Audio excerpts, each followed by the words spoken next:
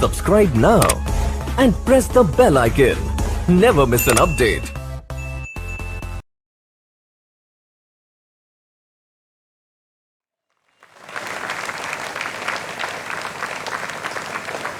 रम्य अशा या संध्याकाळी टिपूया ज्ञानाचे मोती.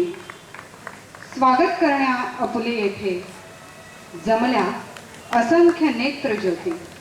सुस्वागतम सुस्वागतम सुस्वागतम.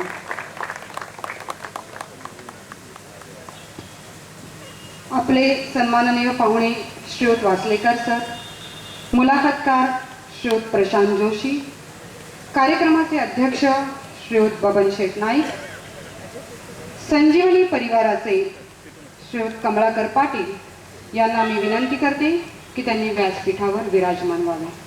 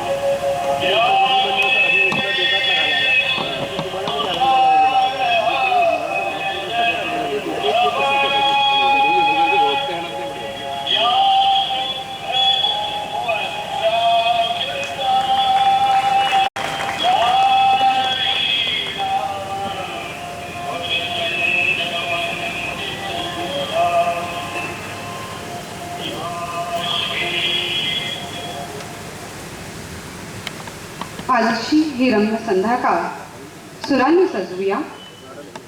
ईशस्तवन सादर करीत आहेत श्रीयुत अरविंद पाटील, कुमारी नेहा व कौस्तुभ.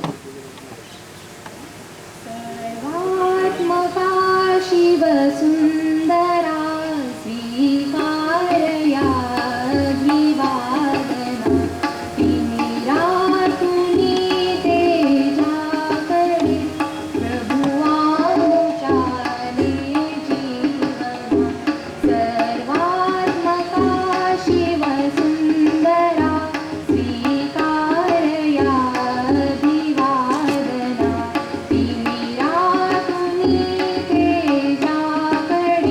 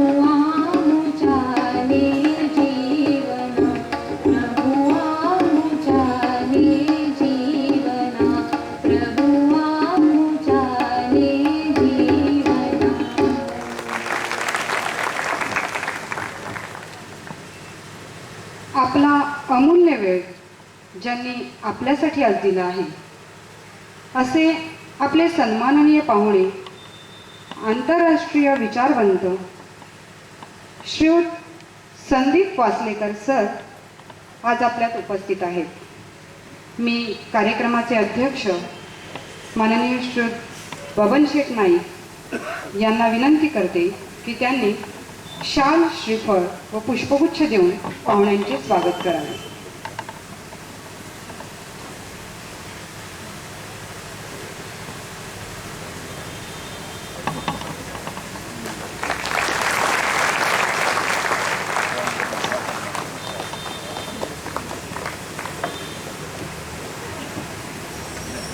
मुलाखतकार श्रीयुत प्रशांत जोशी यांचे स्वागत करते माननीय श्रीयुत बबन शेठ नाईक.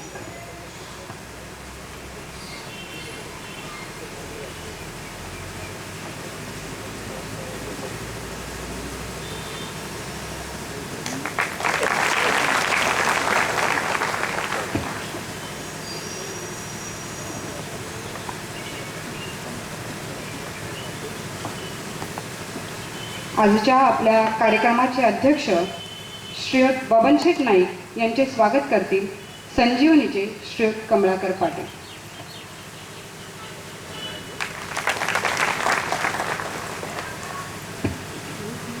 आज आपल्या या व्याख्यानासाठी वसई विरार शहर महानगरपालिकेचे महापौर माननीय श्री राजीवजी पाटील आपल्यात उपस्थित आहेत. त्यांचे स्वागत करीत आहेत राजू नाईक.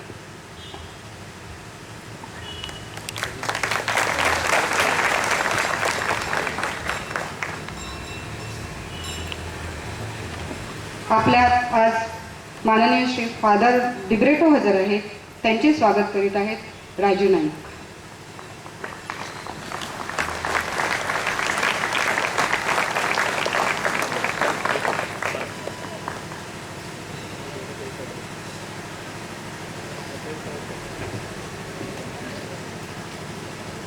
प्रास्ताविक करीत आहेत संजीवनीचे श्री कमलाकर पाटील.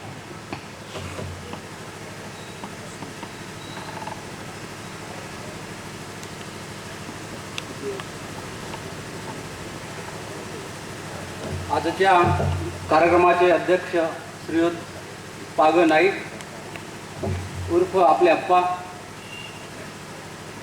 आजचे सन्माननीय पाहुणे श्री वासलेकर सर, मुलाखत घेणारे श्रीयुत प्रशांत जोशी, श्रोत्यामध्ये उपस्थित असलेले आपले महापौर फादर डिब्रिटो, इतर मान्यवर आणि बंधू भगिनी, संजीवनी व्याख्यानमाला 2011 मध्ये आपल्या सर्वांचं स्वागत करण्यासाठी मला विशेष आनंद होत आहे.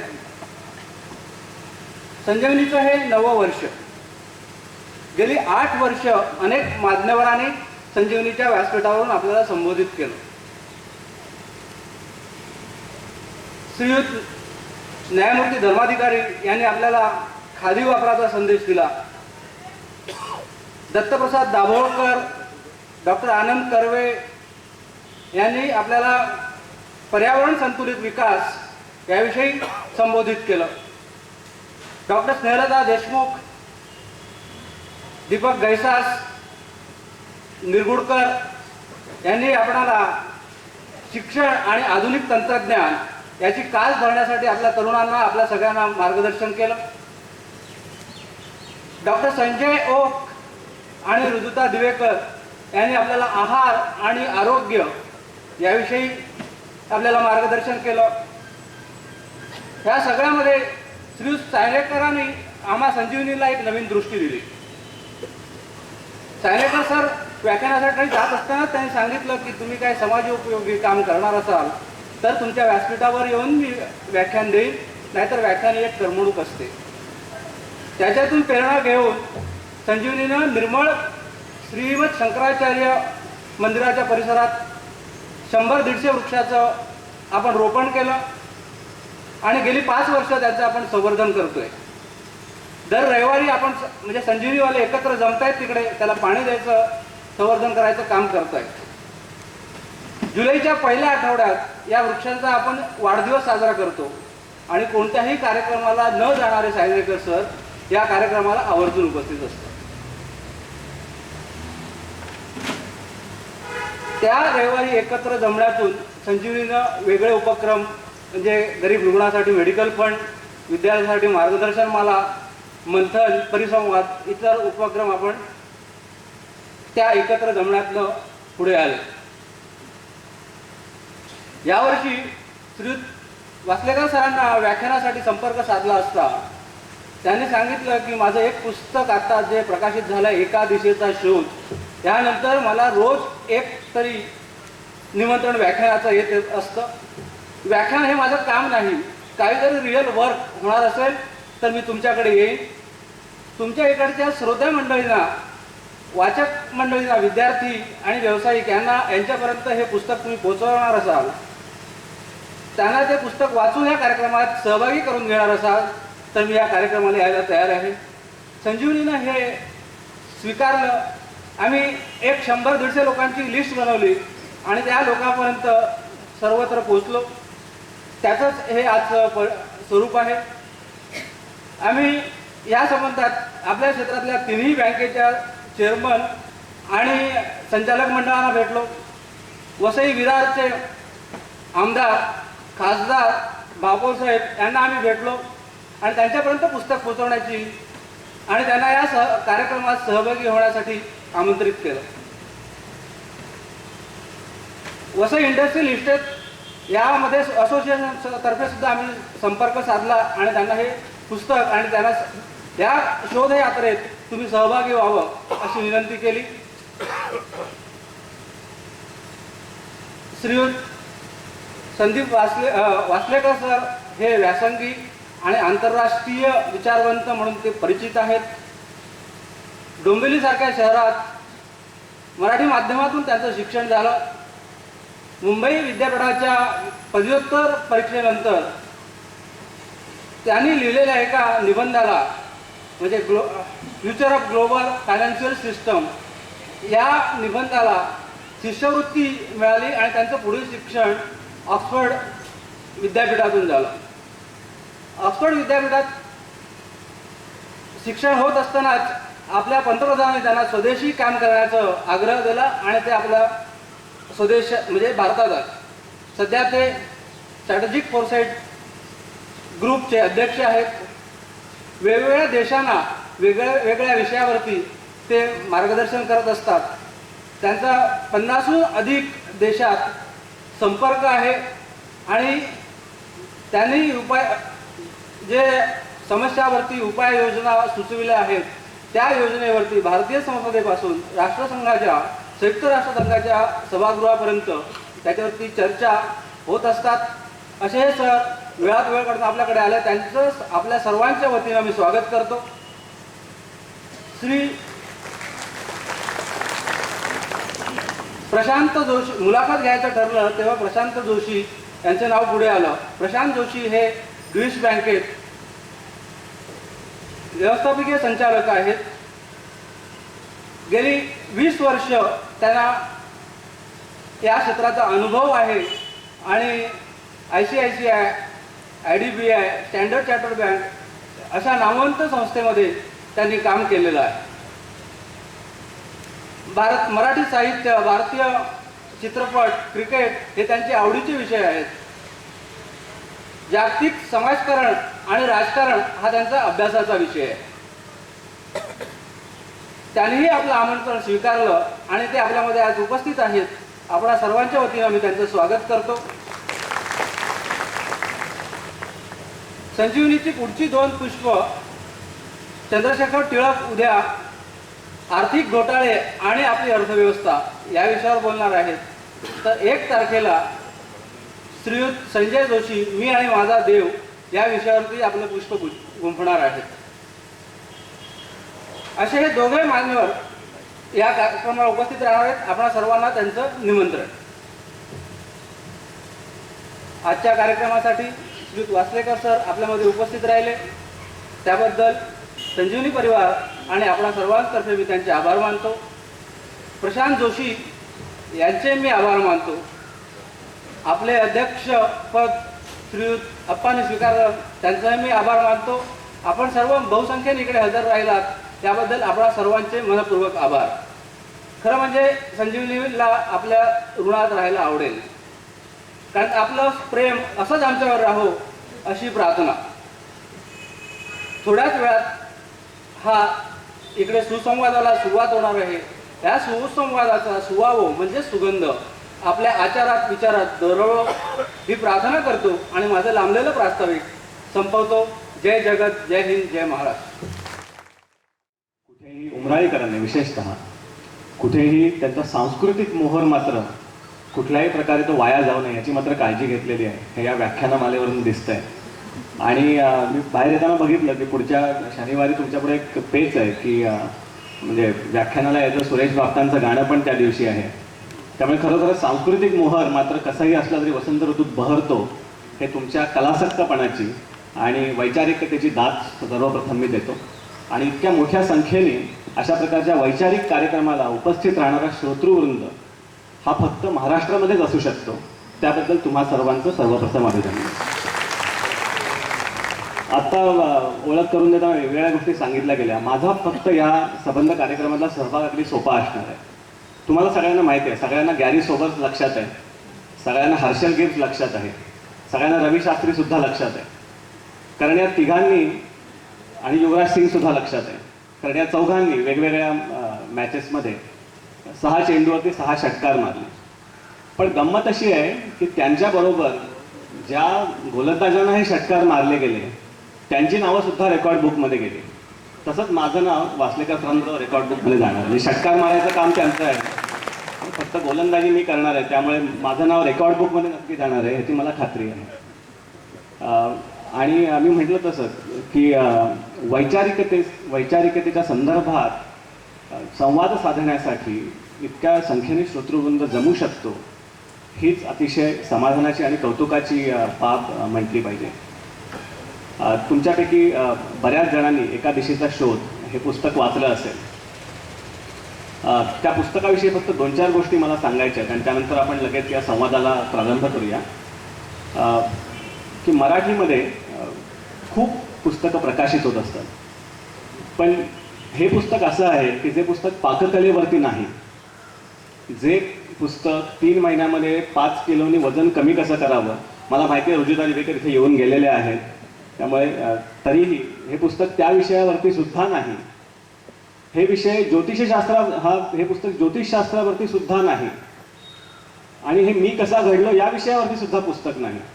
पण असं असताना सुद्धा फक्त गेल्या 6 महिन्यामध्ये आज 4थी आवृत्ती राजहंस प्रकाशनाला ज्या वैचारिक पुस्तकाची काढावीशी वाटते, त्या पुस्तकामध्ये जी ताकद आहे त्या पुस्तकाच्या ताकदीला आणि त्या लिहिणाऱ्याला हे सगळं निर्विवाद श्रेय असेल, हे मात्र नक्की.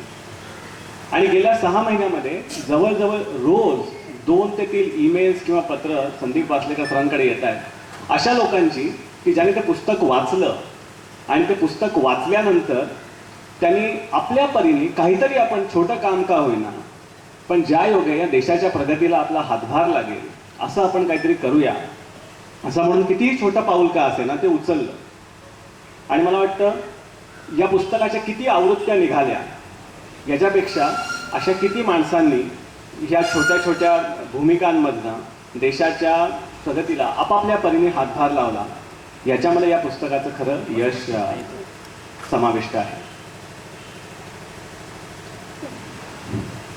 वास्तविक तर गेल्या साधारणपणे 20 ते 25 वर्षामध्ये आपल्या देशामध्ये प्रचंड प्रगती झालेली आहे, हे निर्विवाद आहे.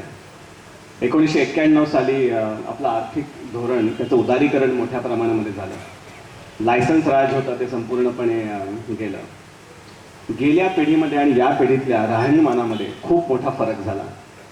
जो देश संपूर्णपणे, आम्ही ज्यावेळी इकॉनॉमिक्स शिकलो कॉलेजमध्ये असताना, त्यावेळी जो देश 60% कृषीप्रधान देश म्हणून समजला जायचा, तो देश केवळ 20 ते 25 वर्षामध्ये सेवाप्रधान देश म्हणून समजला जायला लागला. दरडोई उत्पन्न देशामध्ये वाढलं. देशामधल्या दळणवळणाच्या सुविधा खूप वाढल्या. जिथे फोन मिळण्यासाठी 3-3 महिने वाट पाहायला लागायची, तिथे 3-3 कंपन्या आपल्या दारामध्ये फोन घेऊन हजर असतात. रस्ते सुधारले, दळणवळणाची साधनं सुधारली, हे सगळं बरं चाललंय की. म्हणजे देशाची प्रगती तर होते. आज देशाचं नाव जगातल्या 10 सर्वोत्तम देशामध्ये ज्यांची प्रगती होते अशा देशांमध्ये घेतलं जात आहे. आता हे सगळं चालू असताना या प्रगतीमध्ये काही काही ठिकाणी थोड्या अडचणी यायचे. म्हणजे कुठल्याही देशाच्या विकसनशील देशाची विकसिततेकडे जाणारी ही प्रक्रियाच आहे. तर ही सर्वसाधारण दिशा बरोबर आहे असं सगळ्यांना एक वाटतंय. तर एका दिशेचा शोध कशासाठी?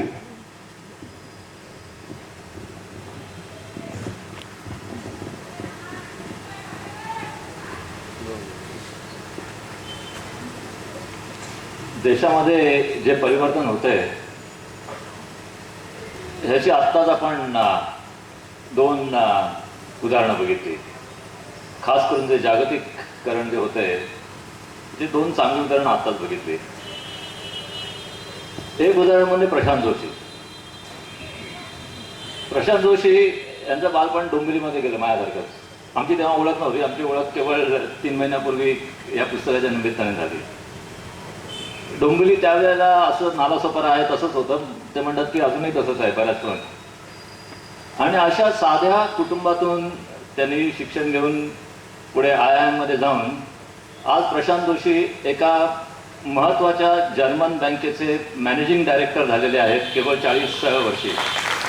हे आपल्या देशात जे परिवर्तन होत आहे ह्याचा हा एक पुरावा. आणि ह्याच्यापासून इथे बसणारे जे युवक आहेत ते एक स्फूर्ती घेतील अशी मला एक आशा आहे. त्यामुळे केवळ प्रशांत इथे आहे हेच नालासोपारामधील अनेक लोकांना स्फूर्तीचं कारण ठरावं अशी ह्याच्यामध्ये मला कॉन्फिडन्स आहे. दुसरं उदाहरण आता कमलाकर पाटील यांनी प्रास्ताविक केलं आणि मी ते व्यवस्थित त्यांचा प्रत्यक्षात ऐकत होतो. आणि ज्या वेळेला त्यांनी त्यांचं प्रास्ताविक संपवलं त्यावेळेला ते बोलते जय जगत, जय हिंद, जय महाराष्ट्र. जय जगत म्हणजे जो जगाच्या दृष्टीने जो वैश्विक दृष्टिकोन आहे तो नालासोपाऱ्यासारख्या छोट्या शहरात देखील आहे. त्यासाठी केवळ मुंबईला पेडर रोड बॉर्डर रोडला राहायची काही गरज नाहीये. नालासोपाऱ्यामध्ये लोक देखील जागतिक विचार करू शकतात हेच आता कमलाकर पाटील यांनी दाखवलं. तर एका दृष्टीने हे परिवर्तन होत आहे. त्यासाठी लोकांची इच्छा आहे. कमलाकर पाटलांचं प्रास्ताविक त्याचा एक पुरावा आहे.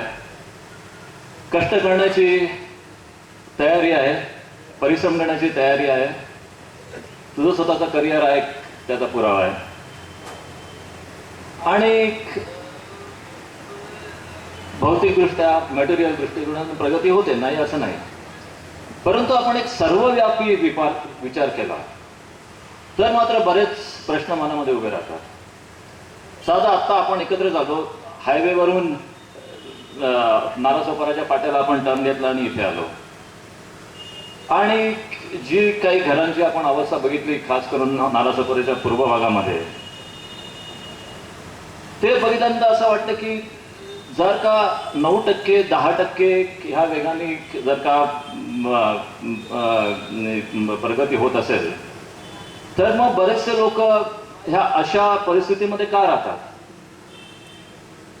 हा 9% GDP ग्रोथ रेट आहे, 9% जो राष्ट्रीय उत्पन्न वाढण्याचा दर आहे तो फक्त 9% लोकसंख्येसाठीच आहे की काय. आणि ह्याचा आपण मनपूर्वक विचार केला पाहिजे. 9% ग्रोथ रेट आहे, आम्ही जगातल्या 10 प्रमुख अर्थसत्तांमध्ये आहोत असं आपण समजतो. पण केवळ 9% लोकांसाठी ग्रोथ रेट किंवा एक 10% लोक फक्त जागतिक आर्थिक परिस्थितीमध्ये त्यांचा सहभाग होतो आणि बाकी लोक फक्त एक इच्छा व्यक्त करतात, अभिलाषा व्यक्त करतात, परंतु त्यांना पुढे जाण्यामध्ये अडथळे येतात. ही पण वास्तविक परिस्थिती आहे. जशी प्रगती ही एक परिस्थिती आहे ही पण एक परिस्थिती आहे. 2001 पासून 2011 पर्यंत मागच्या साधारण 10 वर्षाच्या काळामध्ये म्हणजे ह्या शतकाच्या पहिल्या दशकामध्ये 15 कोटी लोक गरिबीतून बाहेर आले आणि त्यांची परिस्थिती सुधारली संपूर्ण भारत देशामध्ये. ही एक अतिशय चांगली गोष्ट आहे आणि ह्याचा पुरावा आपण बघतो. छोट्या छोट्या गावांमध्ये गेलात, शहरांमध्ये गेलात तर आपण जे ट्रान्सफॉर्मेशन होते, जे बदल होत आहेत, आर्थिक बदल होत आहेत, त्यातून आपल्याला दिसत आहे की काही लोक गरिबीतून बाहेर येतात. तर 15 कोटी लोक आलेत असं आमचं स्ट्रॅटेजी फोरसाइट ग्रुपचं कॅल्क्युलेशन आहे. परंतु ह्या दशकामध्ये भारताची लोकसंख्या देखील 15 कोटींनी वाढली. परिणाम असा झाला की 2001 साली 80 कोटी लोक गरीब किंवा कनिष्ठ मध्यम वर्ग अशा परिस्थितीमध्ये होते आणि आज 15 कोटी लोक यांची आर्थिक परिस्थिती सुधारली तरी देखील 2011 साली देखील 80 कोटी लोक पुन्हा गरिबीच्या विळख्यातच पकडलेले आहेत. आणि आमचा असा हिशोब आहे की 2025 ते 2028च्या दरम्यान म्हणजे अजून 15 ते 20 वर्षांनी अजून एक साधारण 30 कोटी लोक गरिबीतून बाहेर येतील. परंतु तिथपर्यंत भारताची लोकसंख्या देखील अजून 30 कोटींनी वाढलेली असेल. त्यामुळे गरिबीत राहणारे लोक अजून 15-20 वर्षांनी पुन्हा 80 कोटीच राहतील. त्यामुळे हा भारत देश हा 80 कोटीच्या चक्रव्यूहात सापडलेला आहे. आणि आपले जे विचारवंत आहेत ते फक्त 9% लोकांचा 9% दरवाढ ग्रोथ रेट कसा होईल ह्याचा विचार करतात. बाकीच्या 80% लोकांचा काय होईल त्याचा विचार मात्र त्यांच्या कुठे धोरणांमध्ये किंवा अंमलांमध्ये दिसत नाही. तर म्हणून आपल्या देशाची दिशा कोणती हा एक प्रश्न आपण विचारायला पाहिजे. ही दिशा फक्त 9% लोकांची का ही दिशा 100% लोकांसाठी असायला पाहिजे. हा एक मूलभूत प्रश्न आहे. जिथपर्यंत आपण ह्या प्रश्नाचं उत्तर देत नाही तिथपर्यंत असंतोष वाढण्याची भयंकर शक्यता आहे. उदाहरणार्थ 1991-92 मध्ये भारतामध्ये एकूण 600 जिल्हे आहेत. तर 1991-92 मध्ये फक्त 50 जिल्ह्यांमध्ये नक्षलवाद्यांचा प्रस्थान होता. आज 2011 साली जवळजवळ 180 जिल्ह्यांमध्ये नक्षलवाद्यांचं प्रस्थान झालेलं आहे. जर का मागच्या 20 वर्षात भारताची आर्थिक प्रगती झाली तर नक्षलवाद्यांचं प्रस्थान 50 जिल्ह्यातून 200 जिल्ह्यांपर्यंत वाढलं का? केवळ त्या लोकांना स्वतःचा जीव प्यारा नाही, दुसऱ्यांचा जीव प्यारा नाही म्हणून वाढला. त्याचं कारण काय? ह्याचा आपण अंतर्मुख होऊन विचार केला पाहिजे. केवळ आपले क्रिकेटर वर्ल्ड कप जिंकतात, आपले प्राईम मिनिस्टर G20 कॉन्फरन्सला त्यांना मानाचं स्थान मिळतं, ह्या सगळ्या आनंदाच्या गोष्टी आहेत. त्याचा आपण अर्थात अभिमान धरला पाहिजे. पण ह्याचा अर्थ आपण बाकीच्या लोकांना विसरायचं असं होत नाही. थोडक्यात म्हणजे काय की भारताचं जे अर्थकारण आहे ते एक जुनी मराठी म्हण आहे. त्या मराठी म्हणीमध्ये ते समाविष्ट झालेलं आहे. आणि ती म्हण सगळ्यांना माहिती आहे, काही लोक खातात तुपाशी, बाकीचे सर्व उपाशी. असल्या प्रकारची भारताची अर्थनीती झालेली आहे. आणि ती तसल्या प्रकारची अर्थनीती सस्टेनेबल नाही आहे. त्याच्यातून नक्षलवाद, जातीयवाद, व्हायलन्स हे सगळे प्रकार, क्राईम हे सगळे प्रकार वाढण्याची शक्यता आहे. आणि हे वाढू नये किंवा जे वाढलेले आहे त्याच्यातून जर का आपल्याला बाहेर यायचं असेल तर आपल्याला नक्कीच आपली दिशा कोणती असावी, एक राष्ट्र म्हणून, एक समाज म्हणून हा प्रश्न आपण विचारला पाहिजे. एक राष्ट्र म्हणून विचार करताना नेहमी लोकसंख्येची जी संरचना आहे त्या लोकसंख्येच्या संरचनेचा विचार केला जातो. आज जर भारताच्या लोकसंख्येची संरचना बघितली तर त्याच्यामध्ये सर्वसाधारणपणे 60 ते 65% जी लोकसंख्या आपली आहे ती वयवर्ष 30च्या खालची आहे, वयवर्ष 25च्या खालची आहे. म्हणजे हा अतिशय तरुण असा देश सगळ्या जगामध्ये आज आहे.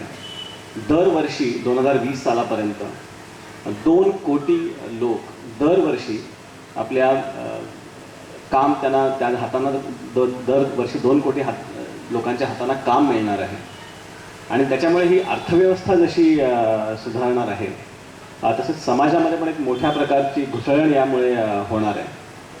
आता ह्या लोकसंख्येची जी संरचना आहे ही आत्ता भारताच्या दृष्टीने सगळ्यात महत्त्वाची आणि लाभदायी अशी आहे. त्याला डेमोग्राफिक डिव्हिडंड किंवा लोकसंख्येचा लाभांश असं म्हटलं जातं. तर ही पुढच्या 20-25 वर्षांच्या दृष्टीने भारतासाठी अतिशय महत्त्वाची आणि जगामध्ये कदाचित एखाद दुसरा जसा देश असेल ज्याची संरचना ही इतकी प्रगतीसाठी चांगली आणि आवश्यक आहे. त्याच्याविषयी तुमचं काय मत आहे? नाही, भारताच्या लोकसंख्येमध्ये युवकांचा प्रमाण खूप मोठं आहे, ह्याच्याबद्दल प्रश्नच नाही आणि ह्याचा चांगला उपयोग होऊ शकतो. पण थोडक्यात ह्याचा अर्थ काय की प्रॉडक्टिव्ह एज ग्रुपमधले जे लोक आहेत की जे लोक काम करू शकतात असं प्रमाण जास्त आहे लोकसंख्येमध्ये. पण त्यांना काम मिळालं तर, जर का त्यांना काम मिळालं नाही तर हाच प्रॉडक्टिव्ह एज ग्रुप आहे तो काउंटर प्रॉडक्टिव्ह होऊ शकतो. नुसतं नॉन प्रॉडक्टिव्ह नाही तर काउंटर प्रॉडक्टिव्ह होऊ शकतो. आणि जे भारतामध्ये जे नक्षलिझम आणि जे क्राईम म्हणजे गुन्हेगारी जी वाढलेली आहे हा त्याचा एक खूप मोठा पुरावा आहे. तर केवळ आपल्या लोकसंख्येमध्ये युवकांचं प्रमाण जास्त आहे म्हणून आपले प्रश्न सुटला असं नाही. तर युवकांचे प्रश्न सोडवण्यासाठी पहिल्यांदा आपण उत्तर जगाला शोधू. त्याच वेळेला ह्या लोकसंख्येचा म्हणजे लोकसंख्येमध्ये जे युवकांचं जे खूप मोठं प्रमाण आहे त्याचा आपल्याला फायदा घेता येईल. आता मुख्य प्रश्न असा आहे की हे सगळं शक्य आहे. इतर अनेक विकसनशील देशांनी हे शक्य केलेलं आहे. आता उदाहरणार्थ मी तुर्कस्तानचं उदाहरण पुस्तकात देतो. मी एकादशीचा शोध ज्याने वाचलं असेल त्यात त्यांनी हे उदाहरण वाचलं असेल. केवळ 10 वर्षापूर्वी 2001च्या दरम्यान तुर्कस्तानची स्थिती आज जी भारताची स्थिती अशीच होती. युवकांचं लोकसंख्येमध्ये मोठं प्रमाण, बऱ्याच मोठ्या प्रमाणामध्ये अनएम्प्लॉयमेंट बेरोजगारी, खूप मोठ्या प्रमाणामध्ये दरवाढ म्हणजे महागाई खूप मोठ्या प्रचंड मोठ्या आपल्यापेक्षा आहे त्यापेक्षा खूप मोठ्या प्रमाणात महागाई. तुर्कस्तानच्या बाजूला 13 देशांशी यांचं भांडण आणि सगळीकडनं कायम दहशतवादी येणार, शस्त्रास्त्रांवरचा खर्च वाढणार अशी सगळी स्थिती होती. आणि ही अशी सगळी स्थिती असताना तुर्कस्तानला काही भवितव्य नाही आहे, फ्युचर नाही आहे असं 10 वर्षापूर्वी वाढत होतं. आज केवळ 10 वर्षामध्ये म्हणजे आज केवळ 10 वर्षात 2011 साली आज तुर्कस्तानमध्ये प्रचंड मोठ्या प्रमाणामध्ये रोजगारी निर्माण झालेली आहे, व्यापार वृद्धिंगत झालेला आहे आणि त्यांचा ग्रोथ रेट आपल्यापेक्षा कमी असून म्हणजे त्यांचा ग्रोथ रेट फक्त 6 ते 7% आहे. आपला तर 9-10% होतोय. त्यांचा फक्त 6 ते 7% असताना देखील खूप मोठ्या प्रमाणामध्ये रोजगारी निर्माण झाली आहे. युवकांना व्यवसाय मिळालेला आहे आणि खास करून जे मागासलेले विभाग आहेत तुर्कस्तानमध्ये तिकडच्या युवकांना जास्तीत जास्त रोजगार आणि छोटे जे व्यावसायिक आहेत त्यांचे उद्योगधंदे वाढलेले आहेत, त्यांच्या हातामध्ये इन्कम आलेलं आहे. स्त्रिया ज्या फक्त घरी बसून होत्या त्या कामामध्ये लागलेल्या आहेत. तर आणि तुर्कस्तानचे जे 13 देशांबरोबरचे जे वैमनस्याचे संबंध होते त्यातले बरेचसे सगळे संबंध म्हणजे वैमनस्य संपलेले आणि हे सगळे देश तुर्कस्तानच्या मागे मी तुमचा फॉलो करतो म्हणून त्यांच्या मागे लागलेले आहेत. म्हणजे ते त्यांची लिडरशिप ऍक्सेप्ट करून ते त्यांच्या मागे लागलेले आहेत. आता हे सगळं कसं झालं? मी सप्टेंबरमध्ये म्हणजे मी तुर्कस्तानमध्ये बरेच होतो तर माझी शेवटची व्हिजिट झाली ती आत्ता सप्टेंबरमध्ये झाली. तर त्यावेळेला मी सांगली उर्फा नावाच्या एका छोट्या गावात गेलो होतो. सांगली उर्फामध्ये नारळसोपारासारखंच छोटं परंतु नारळसोपारा तरी मुंबईच्या जवळ आहे म्हणजे त्याचे काही तुम्हाला बरेचसे फायदे होतात. मुंबईच्या जवळ आहे. आताच महापौर साहेब सांगत होते की पुण्याकडे जाणार जो नवीन महामार्ग होणार आहे त्याच्याजवळ आहे, भौतिक औद्योगिक वसाहती आहेत. म्हणजे त्या दृष्टीने नारळसोपारा खूप फॉर्च्युनेट आहे. सांगली उर्फामध्ये एकदम तुर्कस्तानच्या पूर्व भागामध्ये एकदम कोपऱ्यामध्ये असं असलेलं छोटंसं शहर आहे. म्हणजे थोडक्यात त्याची आपल्याकडे आसाम किंवा मणिपूर वगैरे त्याच्याशी तुलना करता येईल. सिरियाच्या बॉर्डरवरती असं ते शहर आहे आणि अतिशय मागासलेलं आणि तिथे एक अजूनही म्हणजे जुना धार्मिक पगडा म्हणजे धर्मामुळे नाही तर केवळ म्हणजे तिकडे काही प्रगती झाली नाही, तिकडे काही विचार बदललेले नाहीत असं ते एक शहर आहे. आणि हे सांगली उर्फा मागच्या काही वर्षामध्ये प्रचंड भरभराट्याला आलेलं आहे आणि प्रचंड भरभराट्याला आलेलं म्हणजे छोट्या छोट्या लोकांचं उत्पन्न वाढलेलं आहे, शिक्षण मोठ्या प्रमाणामध्ये वाढलेलं आहे, रोजगारी मोठ्या प्रमाणात वाढलेली आहे, कन्स्ट्रक्शन वाढलेलं नाही आहे. आपल्या इथे भरभराटमध्ये कन्स्ट्रक्शन वाढलं असा अर्थ झालेला आहे. सांगली उर्फामध्ये कन्स्ट्रक्शन न वाढता भरभराट झालेली आहे. आपल्या इथे फक्त कन्स्ट्रक्शन वाढलं की भरभराट झाली म्हणतात. कारण काय होतं, कन्स्ट्रक्शन वाढलं की काही लोकांची भरभराट होते म्हणून. आणि आपल्याकडे व्याख्याच आहे म्हणजे काही लोकांची भरभराट झाली तर सगळ्यांची भरभराट समजायचं. त्याच्यामुळे कोण चिरडले जातात त्याचा आपण विचार करत नाही. तुर्कस्तानचे सरकार वेगळा विचार करतात. ते काही लोकांची फक्त भरभराट होत बघत नाही, सामान्य लोकांची भरभराट कशावर असं बघतात. तर मी तिथे गेलो होतो, पाहुणा होतो, त्यांनी मनाने मला जेवायला बोलवलं होतं. त्या सांदूरचे जे गव्हर्नर होते, राज्यपाल, ते डिनरला माझ्या शेजारी बसले होते. तर मी राज्यपाल साहेबांना प्रश्न विचारला की म्हटलं तुम्ही एवढी मोठी जी भरभराट झालेली आहे ह्याचं कारण काय, तुम्ही स्ट्रॅटेजी कुठली वापरली? ती म्हणाली माझ्याकडे 3 स्ट्रॅटेजीज होत्या. म्हटलं सांगा मला. म्हटलं मी पण काहीतरी शिकेन तुमच्यापासून. ते म्हणाले माझी पहिली स्ट्रॅटेजी अशी होती की एज्युकेशन. तर मी म्हटलं थोडं स्पष्ट करून सांगा. म्हटलं एज्युकेशन खूप म्हणजे सोपा शब्द आहे, सगळेजण म्हणतात आम्हाला एज्युकेशन करायचं आहे. तर एज्युकेशनमध्ये मी आल्यावर असं ठरवलं की इकडच्या छोट्या छोट्या गावांमध्ये जिथे जिथे शाळा नाही आहेत आणि जिथे जिथे बस जाऊ शकत नाही आणि म्हणून तिकडची मुलं शहरामध्ये शाळेला येऊ शकत नाही, अशा सगळ्या मुलांना शाळेमध्ये येण्यासाठी इझी व्हावं म्हणून मी अनेक कल्पना योजना मांडल्या. प्रेसिडेंट साहेबांकडे जाऊन, टर्कीच्या अध्यक्ष राष्ट्रपतींकडे जाऊन खास अनुदान मिळवलं आणि इकडचा शिक्षणाचा रेट संपूर्ण 100% केला एका वर्षामध्ये. ताबडतोब मी फरमानच काढलं आणि त्यासाठी जे काही निधी लागला तो मी सगळा राष्ट्रपतींकडनं, केंद्रीय सरकारकडनं मिळवला आणि तो सगळ्याच्या सगळा मी शिक्षणासाठी वापरला आणि तो सगळा शिक्षणामध्येच गेला. माझ्याकडे काही आलेलं नाही त्यापैकी 1% देखील. तर त्याच्यामुळे तर ते हे का शक्य झालं, कारण तो 100% शिक्षणासाठी म्हटलं, तो 100% शिक्षणासाठीच गेला. तिथे केंद्रीय सरकारचे काही नेते बसले होते, मी त्यांना विचारलं तर ते म्हणाले की हेच म्हणजे ते 100% तिकडे, ते 100% इकडे, म्हणजे जसे 100% आले ते 100% तिथेच गेले. गव्हर्नर साहेबांना फक्त त्यांचा पगार जो आहे तोच मिळतो, गाडी आणि ड्रायव्हरचा पगार मिळतो, त्याच्यापुढे इकडे काही दुसरा कुठला मार्ग नाही त्यांना. ते म्हणे हे म्हटलं अच्छा दुसरी स्ट्रॅटेजी कुठली? म्हणजे दुसरी स्ट्रॅटेजी एज्युकेशन. म्हटलं अरे तुम्ही पहिली स्ट्रॅटेजी एज्युकेशन म्हणता, दुसरी स्ट्रॅटेजी एज्युकेशन कशी? ते म्हणजे दुसरी स्ट्रॅटेजी अशी की जे मला असं कळलं की गावागावांमध्ये शाळा करणं आणि चांगल्या शाळा उभ्या करणं तेवढं कठीण आहे. म्हणून मी काय केलं की गावातल्या म्हणजे छोट्या गावातल्या मुलांना शहरांमध्ये येण्यासाठी संपूर्ण त्या सांगली प्रांतात मी बस सेवा सुरू केली. म्हणजे काय, फुकट विद्यार्थ्यांसाठी. म्हणजे प्रत्येक विद्यार्थ्याला केवळ जवळ शाळा नाही म्हणून तो मागे राहायला नको म्हणून मी बस सेवा सुरू केली. आणि त्या बसेस जाताना त्या विद्यार्थ्यांना त्रास व्हायला नको म्हणून मी रस्ते बांधले. म्हणजे शाळा करण्यासाठी बस सुरू केली आणि बसेस चांगल्या झाल्या म्हणून रस्ते बांधले. आम्ही रस्ते पहिल्यांदा बांधतो त्याचं कारण वेगळंच असतं.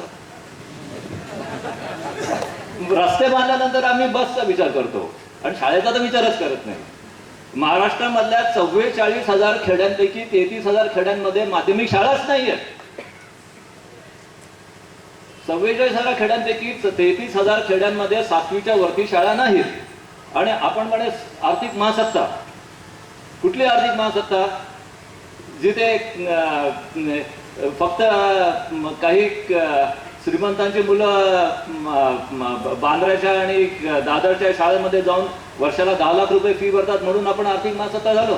त्या 33,000 खेड्यांमधल्या मुलांच्या पालकांचं काय किंवा पालकांच्या मुलाचं काय?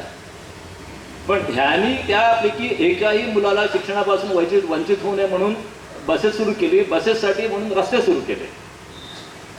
मग तिसरा मार्ग म्हणजे त्यांनी स्त्रियांना मुलींना शिक्षण मिळावं म्हणून त्यांच्यासाठी काही खास कार्यक्रम सुरू केले आणि इव्हन काही खास शाळा सुरू केल्या. कारण त्या ऑर्थोडॉक्स समाजातल्या मुली होत्या, त्यांना लाज वाटायची मुलांबरोबर शिक्षण घ्यायचं, त्यामुळे त्यांनी खास मुलींसाठी शाळा सुरू केल्या.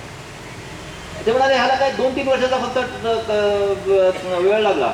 तो म्हणतो पहिल्या वर्षी मी निर्णय घेतला सगळ्या मुलांना शाळेत यायला पाहिजे आणि ताबडतोब प्रेसिडेंटला जाऊन भेटलो. बसेस ऑर्डर केल्या, बसेस यायला लागला. रस्ते बांधायला काय 6 महिन्याचा वर्षाचा पिरियड लागला. तो काही काही देशांमध्ये 6 महिन्यात रस्ते बांधून होता तो तसं म्हणजे ते पण विकसित देशाचं आहे पण तिथे 6 महिन्यात रस्ते बांधून होतात. तर ते म्हणे की 6-7 महिन्यामध्ये होतं. असं जे सांगली उर्फाच्या गव्हर्नरनी केलं ते तुर्कस्तानच्या प्रत्येक प्रांताच्या गव्हर्नरनी केलं. आणि प्रत्येक प्रांताच्या गव्हर्नरनी 100% पैसे जे राजधानी अंकारामधून आले होते त्या तिकडच्या लोकांना पोहोचवले. ज्यावेळेला 100% पैसे वरतून येतात आणि खालती शेवटच्या लोकांपर्यंत पोहोचतात आणि शिक्षणावरती भर दिला जातो त्यावेळेला आपोआप देशाची प्रगती होते. त्यासाठी अजून काहीही करावं लागत नाही. तर आणि तर तुर्कस्तानचा सारखीच मी अनेक उदाहरणं देऊ शकतो. मलेशियामध्ये पण हेच झालेलं आहे बऱ्याच प्रमाणामध्ये. सिंगापूरचं उदाहरण देत नाही कारण सिंगापूर छोटं राष्ट्र आहे. काही वर्षांपूर्वी युरोपमध्ये शेत झालेलं आहे. तर त्याच्यामुळे परिवर्तन झालेलं आहे. आणि जिथे जिथे युवक हा जो लोकसंख्येच्या रचनेमध्ये जो होता त्या युवकांना शिक्षण, त्यांची कपॅसिटी वाढणं, त्यांचं शिक्षण मिळणं आणि त्यांना रोजगार मिळावा म्हणून जिथे जिथे राज्यकर्त्यांनी काम केलं आहे आणि त्यांनी तसं काम करावं म्हणून त्यांच्यावरती कॉर्पोरेट लॉबीजकडनं पॉझिटिव्ह प्रेशर आलं, निगेटिव्ह प्रेशर्स नाही आलं. कारण ते कॉर्पोरेट लॉबीचं प्रेशर पण खूप महत्त्वाचं आहे. केवळ राज्यकर्ते, बरेचदा खूप राज्यकर्ते इमानदार असतात, खूप राज्यकर्ते इमानदार असतात, पण त्यांच्यावरती कंत्राटदार आणि कॉर्पोरेट्स ह्यांचं असं प्रेशर येतं की ते बिचारे इमानदार राज्यकर्ते पण स्वतः जास्त इमानदार राहू शकत नाही. ते जे राजकीय नेते त्यांना विचारा तुम्ही वाटल्यास तर. आणि बरेचसे राजकर्ते खूप चांगल्या मनाने राजकारणामध्ये येतात, त्यांना खरोखर समाजाचं भलं करायचं असतं. त्यांना जसं जसं यश मिळत जातं तसं तसं कॉर्पोरेट आणि कॉन्ट्रॅक्टर्स या दोन लॉबीज त्यांना गिळंकृत करण्याच्या मागायला लागतात. आपण फक्त राजकीय लोकांना दोष देतो, केवळ त्यांचा दोष नाही आहे, वास्तविक हे त्यांच्या भोवतालचे जे लोक असतात त्यांचा दोष आहे. पण तुर्कस्तानमध्ये ह्या अशा लॉबीज झाल्या नाहीत, मलेशियामध्ये ह्या अशा लॉबीज झाल्या नाहीत. त्यांनी राजकारण्यांवरती तुम्ही चांगलं काम करा, लोकांना रोजगार द्या, लोकांना रोजगार दिला की त्यांचं उत्पन्न वाढेल आणि त्यामुळे आमच्या मालाला डिमांड येईल आणि त्यामुळे आमच्या इंडस्ट्रीची डेव्हलपमेंट होईल, असं त्यांनी गणित केलं. म्हणजे तिकडचे बिझनेसमॅन कोणी फार स्वार्थी नव्हते, निस्वार्थी नव्हते, आपल्यापेक्षाही ते मोठे स्वार्थी होते. त्यांना खूप मोठा नफा करायचा होता, पण त्यांनी नफ्याचं गणित असं केलं की सर्वसामान्य लोकांची उन्नती होऊन द्या, प्रगती होऊन द्या, त्या प्रगतीतून जी मालाला डिमांड होईल त्या मालातून आमचे धंदे आपोआप चालतील. म्हणून तुर्कस्तान केवळ 5 वर्षामध्ये एक जे छोटासा तडफडणारा जो देश होता तो एक महासत्ता झालेली आहे. आपण काय केलं त्या मधल्या काळामध्ये, आपण हे काही बदल केले नाहीत, पण महासत्ता आणि जे काय म्हणतात ते पॉप्युलेशन स्ट्रक्चर, त्याच्यामध्ये युथ बल्क, युथ डिव्हिडंड ह्या विषयांवरती सुंदरपणे लेख लिहिणारे जर्नलिस्ट प्रोड्यूस केले आणि पब्लिक रिलेशन्स कसं करायचं हे आपण शिकलो. म्हणजे आपल्या युथ डिव्हिडंडमध्ये आणि तिकडच्या युथ डिव्हिडंडमध्ये फरक आहे की आपल्याला युथ डिव्हिडंडच्या ऐवजी public relations in youth dividend हे आपल्याला चांगलं समजलं. बाकीच्यांना युथ डिव्हिडंडचा इकॉनॉमिक डिव्हिडंड कसं करता येईल ह्याच्यावरती त्यांनी भर दिला. त्याच्यामुळे त्यांनी इकॉनॉमिक डिव्हिडंडवर भर दिला, त्यांना इकॉनॉमिक डिव्हिडंड मिळाला. आम्ही पब्लिक रिलेशन्सवर भर दिला, आम्हाला पब्लिक रिलेशनचा बेनिफिट मिळतोय. शैक्षणिक साच्याचा उल्लेख केला. तुमच्या पुस्तकामध्ये काही काही ठिकाणी शिक्षण कुठल्या भाषेतनं दिलं जावं याविषयी तुम्ही काही विचार व्यक्त केलेले आहेत. आणि आपल्याकडे मराठी शाळांची स्थिती किंवा दुःस्थिती या विषयांवरती आपण जवळजवळ दर 3-4 दिवसांनी कुठल्या ना कुठल्या तरी प्रकारे काही ना काहीतरी एखादा लेख वाचत असतो, काही ना काहीतरी त्याच्याविषयी टिप्पणी कोणाची तरी ऐकत असतो. तर शिक्षण कुठल्या भाषेतनं दिलं जावं आणि मातृभाषेतनं असावं का जागतिक वापराची भाषा आहे तिच्यामधनं दिलं जावं, त्याचे पुढचे फायदे कुठल्या पद्धतीमुळे जास्त होतात आणि याची काही उदाहरणं इतर देशांमध्ये आहेत का? शिक्षण कोणत्या भाषेतून देण्यात यावं याहीपेक्षा महत्वाचा प्रश्न आहे की शिक्षण काय देण्यात यावं. शिक्षण काय देण्यात यावं हा सगळ्यात महत्वाचा प्रश्न आहे आणि शिक्षणाचं प्रयोजन काय आहे हा महत्वाचा प्रश्न आहे. ब्रिटिशांच्या काळामध्ये तुम्हाला सगळ्यांना माहिती असेल एक लॉर्ड मेकॉले म्हणून गव्हर्नर होऊन गेला आणि लॉर्ड मेकॉलेनी असं ठरवलं होतं की ह्या भारतीय लोकांना केवळ कारकुनी करता यावी आणि कारकुनीत मात्र ते तरबेज व्हावे की ज्यामुळे राज्य संस्थेला क्लार्क्स मिळतील. तर अशा प्रकारे त्यांनी ती शिक्षण पद्धती त्यांनी ती तयार केली आणि त्या शिक्षण पद्धतीचा ऑब्जेक्टिव्हच म्हणजे उद्दिष्टच हे होतं की कारकून तयार करणं, एंटरप्रेन्युअर्स तयार करणं किंवा विचारवंत तयार करणं हे उद्दिष्ट नव्हतं, कारकून तयार करणं हेच होतं. ब्रिटिश गेले आणि आपण त्या पद्धतीमध्ये आमूलाग्र बदल असा काही केलाच नाही. अजूनही बऱ्याचशा प्रमाणामध्ये आपलं जे शिक्षण आहे ते कारकुनी तयार करण्यासाठीच वापरलं जातं. आता काही प्रमाणामध्ये आपण सॉफ्टवेअर इंजिनियर्स तयार करण्यासाठी वापरतो. पण कुठल्या प्रकारचे सॉफ्टवेअर इंजिनियर्स की जे IIT-मध्ये किंवा अशा चांगल्या संस्थांमध्ये जाऊन शिक्षण घेतात. ह्या IIT सारख्या शिक्षण संस्था भारत सरकारने, म्हणजे तुम्ही आणि आम्ही, म्हणजे जिकडे जे टॅक्स भरणारे जे लोक आहेत त्यांच्याबद्दल सगळ्यांबद्दल म्हणतो, त्या सगळ्यांनी ह्या सबसिडाईज केलेल्या असतात. कारण हे आपल्या करातून ह्या संस्था उभ्या राहिलेल्या असतात. आपण ह्या शेवटी IIT सारख्या संस्थांचे खर्च चालवत असतो. आपल्या करातून हा खर्च चालवत असतो. ह्या इथे ना अतिशय स्वस्तात असं शिक्षण मिळतं. म्हणजे आज जर का IIT सारखी इंजिनिअरिंगची डिग्री तुम्ही अमेरिकेत घेतली तर त्याला $2 लाख हा खर्च येईल. ती मला वाटते आपल्या इथे IIT-मध्ये $2 लाख जास्तीत जास्त संपूर्ण IIT-चा कोर्स साधा राहण्याचा वगैरे खर्च धरून होईल. म्हणजे आपण 1/40 खर्चामध्ये आपण हे करतो. आणि नंतर हे IIT-चे इंजिनियर काही कंपन्यांमध्ये जाऊन अमेरिकेच्या कंपन्यांसाठी सॉफ्टवेअर कामगार बांधतात. ते संशोधन करून नवीन प्रॉडक्ट्स करत नाही. नवीन प्रॉडक्ट्स फक्त गुगल करते, मायक्रोसॉफ्ट करते. आम्ही फक्त मायक्रोसॉफ्ट, गुगल, सन सिस्टीम ह्यांच्यासाठी सॉफ्टवेअर कामगार करून पाठवून देतो. म्हणजे भारत सरकार आणि भारतीय लोक ह्यांच्या खर्चाने हे लोक शिकतात आणि हे पाश्चिमात्य ज्या फॉर्च्यून 500 कंपन्यांच्या मधल्या ज्या कंपन्या असतात त्यांच्यासाठी हे सॉफ्टवेअर कामगार देतात. म्हणजे पूर्वी आपण ते गिरणी कामगार बनवायचो आणि ब्रिटिशांच्या काळातलं म्हणतो, नंतर ते म्हणत नाहीये. आणि ते आपण टेक्स्टाईलसाठी आपण जे पाठवायचो ते आता आपण सॉफ्टवेअर इंडस्ट्रीमध्ये पाठवतो. हळूहळू करून बायोटेकमध्ये पण तेच व्हायला लागेल. का आपण बिल गेट्स किंवा सर्जी बेन सारखे लोक, उद्योजक, कल्पक आपण का निर्माण करू शकत नाही? का आपल्याकडे लोकांना अक्कल कमी आहे म्हणून किंवा कल्पकता कमी आहे म्हणून? बिलकुल नाही. तर कारण आपला जो शिक्षणाचा उद्दिष्ट आहे, ज्या प्रकाराने आपण जे शिक्षण केलेलं आहे त्याच्यामध्ये व्यक्तीचं संवर्धन आणि व्यक्तीबरोबर देशाचं संवर्धन होण्यापेक्षा ह्या शिक्षणातून निर्माण होणारे जे विद्यार्थी आहेत, जे प्रॉडक्ट्स आहेत त्याच्यातून जाणं, ते मोठ्या कंपन्या आणि सरकार आणि आंतरराष्ट्रीय सिस्टीम अलीकडे ह्यांना सर्व्हिस करणारे नोकर कसे मिळतील अशा तऱ्हेने आपली शिक्षण पद्धती बनलेली आहे. म्हणजे थोडक्यात ब्रिटिशांच्या विचारवृत्तीमध्ये आणि सध्याच्या शिक्षण पद्धतीच्या मध्ये फरक नाही. दुसरी गोष्ट अशी की जी आपली माध्यमिक शिक्षण पद्धती आहे ती पद्धतशीरपणे समाजात विषमता निर्माण करण्यासाठी किंवा पसरवण्यासाठी वापरली जाते. भारतात जास्तीत जास्त विषमता होण्याचं कारण म्हणजे सेकंडरी स्कूल, माध्यमिक शिक्षण पद्धती. म्हणजे भारतातल्या जवळजवळ 99% खेड्यांमध्ये किंवा 90% खेड्यांमध्ये 7वी पर्यंत किंवा 4थी पर्यंत शाळा आहेत. त्यांची स्थिती कशी आहे ही गोष्ट वेगळी, पण कमीत कमी नावाचं म्हणण्यापुरतं तरी 4थी पर्यंत किंवा 7वी पर्यंत शाळा आहेत. पण 7वीच्या नंतर मगाशी मी महाराष्ट्रातली आकडेवारी दिली, भारतामधल्या 6.25 लाख खेड्यांपैकी 5 लाख खेड्यांमध्ये 7वीच्या पुढे शाळाच नाहीये. ही म्हणे राष्ट्रीय काय म्हणतात आर्थिक महासत्ता की जिथे 6.25 लाख खेड्यांपैकी 5 लाख खेड्यांमध्ये 7वीच्या पुढे शाळाच नाही. म्हणजे ह्याचा अर्थ 7वीच्या पुढे काही तुमची इच्छा असो नसो 5 लाख खेड्यांमध्ये मुलं झकमारत लेबर मार्केटमध्ये येतात आणि कामगार बनतात आणि ते देखील अर्धशिक्षित कामगार बनतात. 7वीच्या पुढे आपण शिक्षण का देऊ शकत नाही?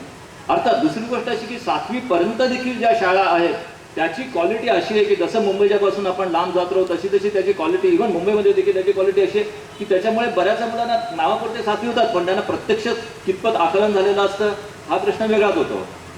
त्यामुळे ड्रॉपआउट जे प्रमाण आहे ते प्रचंड मोठ्या प्रमाणात वाढतात. त्यामुळे जी समजा 100 मुलं जी पहिलीमध्ये येतात म्हणजे ॲडमिशन घेतात त्यापैकी शेवटी फक्त 10 मुलं मुली कॉलेजमध्ये जातात. थोडक्यात म्हणजे प्राथमिक शाळेत जेवढे विद्यार्थी येतात त्यापैकी फक्त 10% कॉलेजमध्ये जातात. 90% रस्त्यामध्ये शाळेमध्ये शालेय शिक्षण पूर्ण करायच्या आधीच किंवा कॉलेजमध्ये जॉईन व्हायच्या आधीच ते शिक्षणाच्या बाहेर पडतात आणि लेबर मार्केटला जॉईन होतात. तर ह्याला काय शिक्षण पद्धती म्हणायची? म्हणजे की जिथे तुमचे 90% लोक शाळेत कॉलेजमध्ये जाऊच शकत नाहीत आणि ह्या विरुद्ध दिल्ली, मुंबई, बँगलोर इथल्या शहरांमधली मुलं मात्र वर्षाला 10 लाख 15 लाख रुपये फिया देऊन खास शाळेमध्ये जातात, आणि ते देखील सेकंडरी स्कूलमध्ये. तर थोडक्यात म्हणजे काय की ही जी 7वी नंतर जे जे शाळेत जाण्याचा जो मार्ग जो बंद झालेला आहे, 7वी 8वी नंतर जो शाळेत जाण्याचा मार्ग जो बंद झालेला आहे आणि मुलांना कंपल्सरी लेबर मार्केटमध्ये यायला लागल्या, म्हणजे ही मुलं कायमच गरीब राहणार. त्यांचे आई वडील गरीब होते, 7वीच्या पुढे 8वीच्या पुढे शिक्षण झालं तर ते मुलं ती गरीबच राहणार. तसे ते तुमचं 7वीच्या पुढे शिक्षण झालं नाही तर फार थोडेफार एंटरप्रेन्युअर्स उद्योजक वगैरे होऊ शकतील, पण नाहीतरी थोडेफार क्रिमिनल्स होतील आणि त्यातून पैसे मिळवतील. पण आणि मी वाईट अर्थाने म्हणत नाहीये, ते बिचारे करणार काय? 7वी 8वीच्या पुढे त्यांचे सगळे रस्तेच तुम्ही बंद करून टाकले तर ते म्हणजे तुम्ही 7वी 8वीच्या पुढे तुम्ही कंपल्सरी तुम्ही गरिबी फोर्स करतात 90% 80% देशावरती, आणि 7वी 8वीच्या पुढे त्याच वेळेला हे 9% जो 9% प्रगती असलेला ग्रोथ रेट असलेले जे 9% पॉप्युलेशन आहे तिथे लोक 9 लाख रुपये फिया देतात आणि ते मात्र अतिशय आंतरराष्ट्रीय बाजारपेठेमध्ये अतिशय चांगले असे कॉम्पिटंट होतात. तर त्यामुळे समाजामध्ये हे विषमता वाढते. तर ह्या सगळ्या प्रकारामध्ये कोणत्या भाषेत शिक्षण द्यायचं, काय करायचं वगैरे हे सगळे प्रश्न खूप दुर्गम आहेत. पहिल्यांदा आपण हा विचार केला पाहिजे की शिक्षणाचं उद्दिष्ट काय. दुसरं, आपण शिक्षणातून काय शिकवतो, हा एक महत्त्वाचा प्रश्न आहे. कारण आजकाल इव्हन जे शिक्षित लोक आहेत ते शिक्षित झाल्यानंतर करतात काय. काही जण आहेत म्हणजे सर्वसाधारण मुलं आहेत, ते शिक्षण झाल्यानंतर सॉफ्टवेअर जाऊन अमेरिकेची चाकरी करायची किंवा अमेरिकेत जाऊन स्थायिक व्हायचं हे त्यांचं सगळ्यात मोठं ड्रीम असतं. मुलींचं मिस इंडिया होईल किंवा मिस इंडिया नाही होता आले तर मिस बसई होईल हे एक ड्रीम असतं. त्याच्याकडे जाऊन काही ते ड्रीमच नाही. तर त्यांना आपण व्हॅल्यूज कोणत्या देतो. आपलीच एक अशी शिक्षण पद्धती आहे की जिथे व्हॅल्यूज किंवा जी मूल्य आपण शाश्वत मूल्य आहेत ती आपण शिकवतच नाही. जगामध्ये सगळ्या देशांमध्ये, माझं स्वतःचं शिक्षण ऑक्सफर्डमध्ये झालं, सगळ्यात जास्तीत जास्त भर शाश्वत मूल्य शिकवण्यावरती असतो. आपलाच हा एक महान आधुनिक प्रगतशील देश आहे की आपल्या प्रगतीच्या कल्पनेमध्ये शाश्वत मूल्य वगैरे शिकवण्यामध्ये हे किंवा आपण मागासलेपणाचं लक्षण समजतो. ते आपण फक्त कीर्तनकारांचं काम आहे असं समजतो. शाळेमध्ये आपण शाश्वत मूल्य शिकवणं म्हणजे बॅकवर्ड असं काहीतरी असं आपल्याला वाटतं.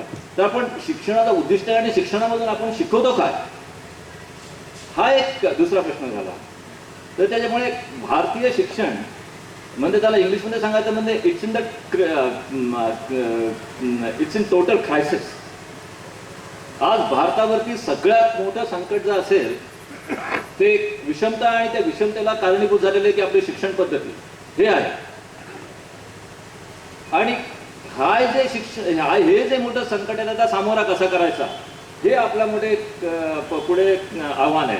मग त्याच्यामध्ये मग भाषा वगैरे हे सगळे जे बाकीचे विषय त्याचा विचार करता येईल.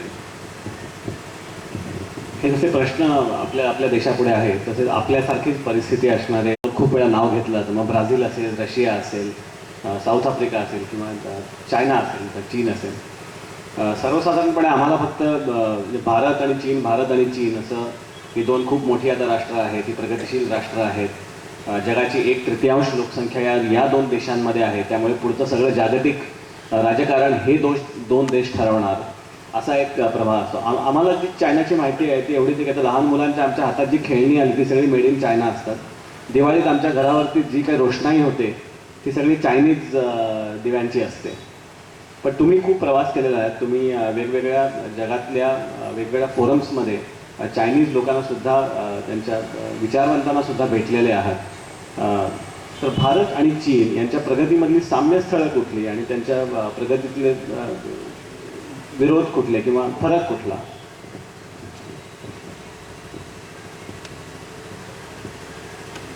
भारत आणि चीन ह्याच्यामध्ये एक सगळ्यात मोठा फरक हा, मी चीनची काही वैशिष्ट्य सांगतो, चांगली पण आणि वाईट पण. पहिल्यांदा चांगली सांगतो मग वाईट सांगतो. भारतामध्ये जर का तुम्ही विचारला की सगळ्यात मोस्ट पॉप्युलर, सगळ्यात लोकप्रिय अशा 3-4 भारतीय व्यक्तींची नावं सांगा. तर तुम्ही सांगाल सचिन तेंडुलकर, होय का नाही? किती म्हणणार ना होय? हां, शाहरुख खान किंवा अमिताभ बच्चन, दोनपैकी एक. ऐश्वर्या राय. किती जणांना वाटतं मी चुकीचं बोललो? बरोबर बोललो. सध्या ऐश्वर्या राय की कतरिना कैफ एवढं. अच्छा, कात्रीना. ओके. मी एवढं अपडेटेड नाही आहे. तर आपल्या इथे लोकप्रिय सगळ्यात कोण आहे असं म्हटलं की ही अशी किंवा अशी सत्सम नावं तुमच्या पुढे येतील. तुम्ही चीनमध्ये जा आणि बेजिंगला जा, शांघायला जा आणि तिथे विचारा की इथे सगळ्यात लोकप्रिय कोण आहे. तर तुम्हाला उत्तर मिळेल झाओ तिंग यांग. तर झाओ तिंग यांग कोण आहे? तर झाओ तिंग यांग हा फिलॉसॉफीचा प्रोफेसर आहे आणि चीनमध्ये अतिशय सगळ्यात मोस्ट पॉप्युलर पर्सन असा तो आहे. कुठल्याही नट किंवा स्पोर्ट्समन किंवा काही ह्यापेक्षा झाओ तिंग हा सगळ्यात मोठा पॉप्युलर अशी व्यक्ती चीनमध्ये. आणि त्यांनी तत्वज्ञानाचे नवीन नवीन काही मुद्दे मांडले, त्याच्याशी लोक सहमत असतील, असहमत असतील, परंतु तत्वज्ञानावरती आज चीनमध्ये आणि चीनचा तात्विक दृष्टिकोन कसा असावा ह्यावरती प्रचंड मोठी चर्चा चालू आहे.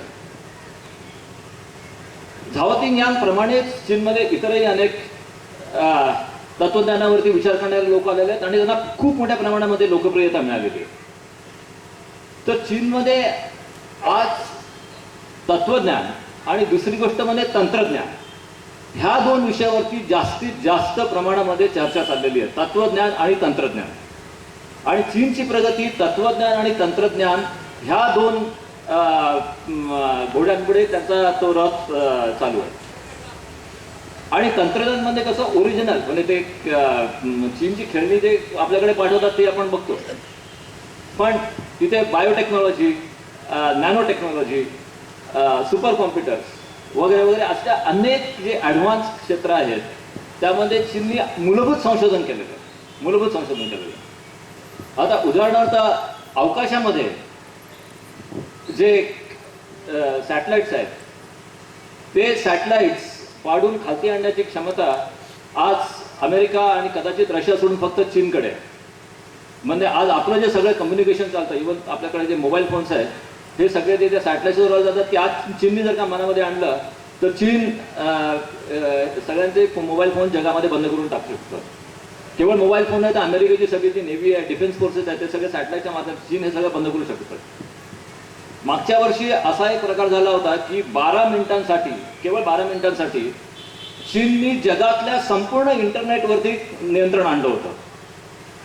म्हणजे जगामध्ये जो सगळा इंटरनेटचा प्रवाह होता तो चीननी 12 मिनिटं स्वतःच्या कंट्रोलमध्ये आणला होता. त्यांनी केवळ 12 मिनिटं आणला, सोडून दिलं, कारण त्यांना युद्ध वगैरे करायचं नव्हतं, पण त्यांना एक झलक दाखवायची होती की ते काय करू शकतात. जगातलं सगळं इंटरनेट त्यांनी कंट्रोलमध्ये आणलं होतं. नॅनो टेक्नॉलॉजीमध्ये त्यांचं एक सगळं.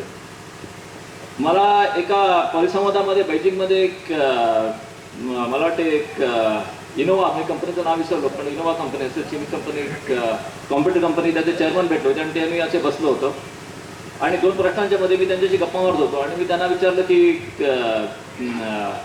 तुमच्याकडे एक लेनोवा हां, ते इनोवा गाडी झाली, माझ्याकडे गाडी पण नाही आणि लेनोवा कॉम्प्युटर पण नाही, त्याच्यामुळे मी मिक्स झालं.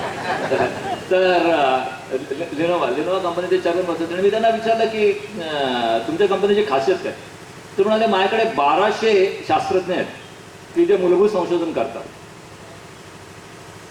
आज जगातला फास्टेस्ट कॉम्प्युटर, जो सुपरफास्ट कॉम्प्युटर आहे तो चीनमध्ये आहे आणि ह्याहीपेक्षा 4 पट फास्ट कॉम्प्युटर करण्याची, म्हणजे मानवी जो ब्रेन आहे आपला, जो मानवी जो मेंदू आहे त्याहीपेक्षा जास्त वेगाने विचार करू शकणारा, किंवा विचार नाही पण कॅल्क्युलेशन्स करू शकणारा कॉम्प्युटर फक्त चीनमध्ये आहे. अमेरिकेत नाही आहे, जगात कुठे नाही आहे, फक्त चीनमध्ये आहे. तर चीनने हे तत्वज्ञान आणि तंत्रज्ञान ह्याची जी भरधाव जे घेतलेली आहे त्याच्यामध्ये चीनची तुलना फक्त अमेरिका आणि जपान ह्या दोनच राष्ट्रांचे होते. जगातल्या इतर कोणतेही राष्ट्र चीनच्या 10%, 5% पण कम्पॅरिझनमध्ये नाही आहे. 5% पण तुलना होऊ शकत नाही. आणि ह्याचं कारण चिनी माणसाची मनोवृत्ती आहे. एक उदाहरण सांगतो. मला एक चिनी बिझनेसमॅन भेटले होते. ते मला सतत भेटायचे कॉन्फरन्सेसमध्ये. तर जसे हे लिनोवाच्या चेअरमध्ये तसं तर त्यांचा काही वर्षांपूर्वी चादरी विकण्याचा धंदा होता. ते न्यूयॉर्कला चादरी एक्सपोर्ट करायचे आणि त्यांनी $600 मिलियन ज्यावेळेला बिझनेस $500 मिलियन बिझनेस त्यांनी क्रॉस केला त्यावेळेला त्यांनी विचार केला की आपण चादरी विकून आपल्या समाजाला काय मिळणार. म्हणून त्यांनी नॅनो टेक्नॉलॉजी, नॅनो तंत्रज्ञान ह्याच्यामध्ये त्यांनी संशोधन सुरू केलं स्वतःच्या खर्चाने. आणि त्यांनी एक नवीन प्रकारचा पेंट, जो वॉल पेंट असतो, त्याची निर्मिती केली. आणि त्या वॉल पेंटची कॉस्ट, जी मार्केट कॉस्ट आहे चांगल्या वॉल पेंटची, त्याच्या फक्त 5%,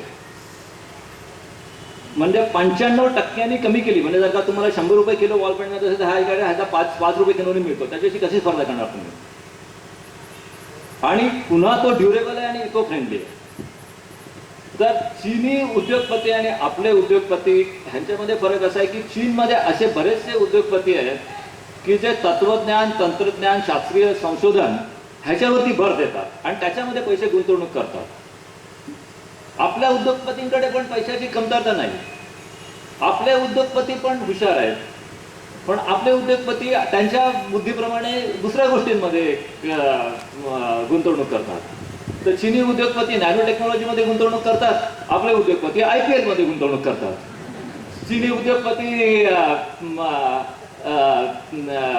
जगातला सगळ्यात मोठा, जगातला पहिल्या क्रमांकाचा ॲडव्हान्स कॉम्प्युटर तयार करतात. आपले उद्योगपती जगातला सगळ्यात श्रीमंत घर तयार करतात.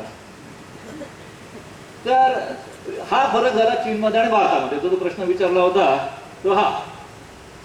पण चीनने काही चुका पण केलेल्या आहेत आणि चुकामध्ये त्यांनी पर्यावरणाकडे खूप मोठ्या प्रमाणामध्ये दुर्लक्ष केलेलं आहे.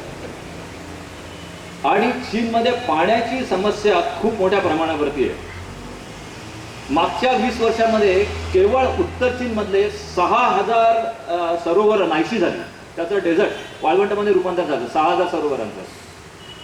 जी यलो नदी, जिला पूर्वी तुम्ही जे भूगोलाचे विद्यार्थी असतील त्यांना माहिती असेल किंवा शिक्षक असतील की त्याला अश्रूंची नदी म्हणायची, कारण ती म्हणजे अश्रू आणतात. ती यलो नदीमध्ये आता सध्या पाणीच कमी यायला लागलं. अश्रू काय, दुसऱ्या अर्थाने अश्रू यायला लागले. म्हणजे पाणी मिळत नव्हतं. यलो नदीमध्ये पाणी नाही आहे म्हणून लोकांना अश्रू यायला लागले. ते पाणी कुठे मिळणार म्हणून. आणि दुसऱ्या नद्यांचा पाण्याचा प्रवाह बघून ते चीनकडे आणायला लागला. त्याच्यामुळे चीनने ज्या पर्यावरणाविषयी आणि खास करून त्यांच्या पाणी व्यवस्थापनाविषयी ज्या चुका केलेल्या आहेत त्या मात्र चीनला खूप मोठ्या प्रमाणामध्ये भोवतील. ही एक खूप मोठी भीती आहे. ही चूक त्यांना कळलेली आहे. त्या दृष्टीने त्यांचे प्रयत्न चालू आहेत पण कदाचित त्याला खूप उशीर झालेला असेल. तर अशी ही चीनची परिस्थिती आहे. आणि तर ह्यामध्ये चीन आणि भारत ह्याची तुलना करणं म्हणजे ते भारतामध्ये इन्व्हेस्टमेंट करणाऱ्या ज्या कंपन्या असतात, बँका असतात, कदाचित तुमची पण बँक त्याच्यामध्ये समावेश असेल की त्यांना ते आपल्या इन्व्हेस्टमेंटची किंमत वाढावी म्हणून भारताचा स्टॉक वाढावा म्हणून ते ब्रिक वगैरे अशा काहीतरी कल्पना काढून ते करतात. पण शेवटी चादरीतून नॅनो टेक्नॉलॉजी वाले बिझनेसमॅन बेजिंगमध्ये आहेत आणि चादरीतून मिळणाऱ्या पैशातून IPL मध्ये टेक्नॉलॉजी करणारे बिझनेसमॅन आपल्याकडे. हा फरक आहे. तुम्ही आता पर्यावरण विकास हा जास्त महत्त्वाचा का त्याच्यामुळे होणारा पर्यावरणाचा ऱ्हास सोसून सुद्धा तो विकास तसाच चालू ठेवला पाहिजे आणि त्या विकासाचं मग स्वरूप काय असलं पाहिजे. विशेषतः सध्या जो जपानमधल्या अणुप्रकल्पांमुळे जो धोका निर्माण झालेला आहे आणि त्या संदर्भात जैतापूरचा प्रकल्प असेल किंवा याच्या पूर्वी 20 वर्षापूर्वी सरदार सरोवराच्या धरणाविषयी जे धोरण स्वीकारलं गेलं आणि त्याचा जो विरोध झाला. तर विकास जर करायचा असेल तर काही प्रमाणामध्ये पर्यावरणाचा ऱ्हास होणार हे तर नक्कीच आहे आणि ती विकासासाठी दिलेली किंमत आहे असं आपण समजत असतो. तर यांच्यामध्ये समतोल साधता येतो का आणि अशी उदाहरणं आहेत का जगामध्ये की ज्यांनी समतोल साधलेला आहे. विकास आणि पर्यावरण संवर्धन म्हणजे पर्यावरणाच्या नाशाच्या विरुद्ध बिलकुल विरुद्ध पर्यावरण संवर्धन ह्या दोन गोष्टी खऱ्या एकत्र जाऊ शकतात.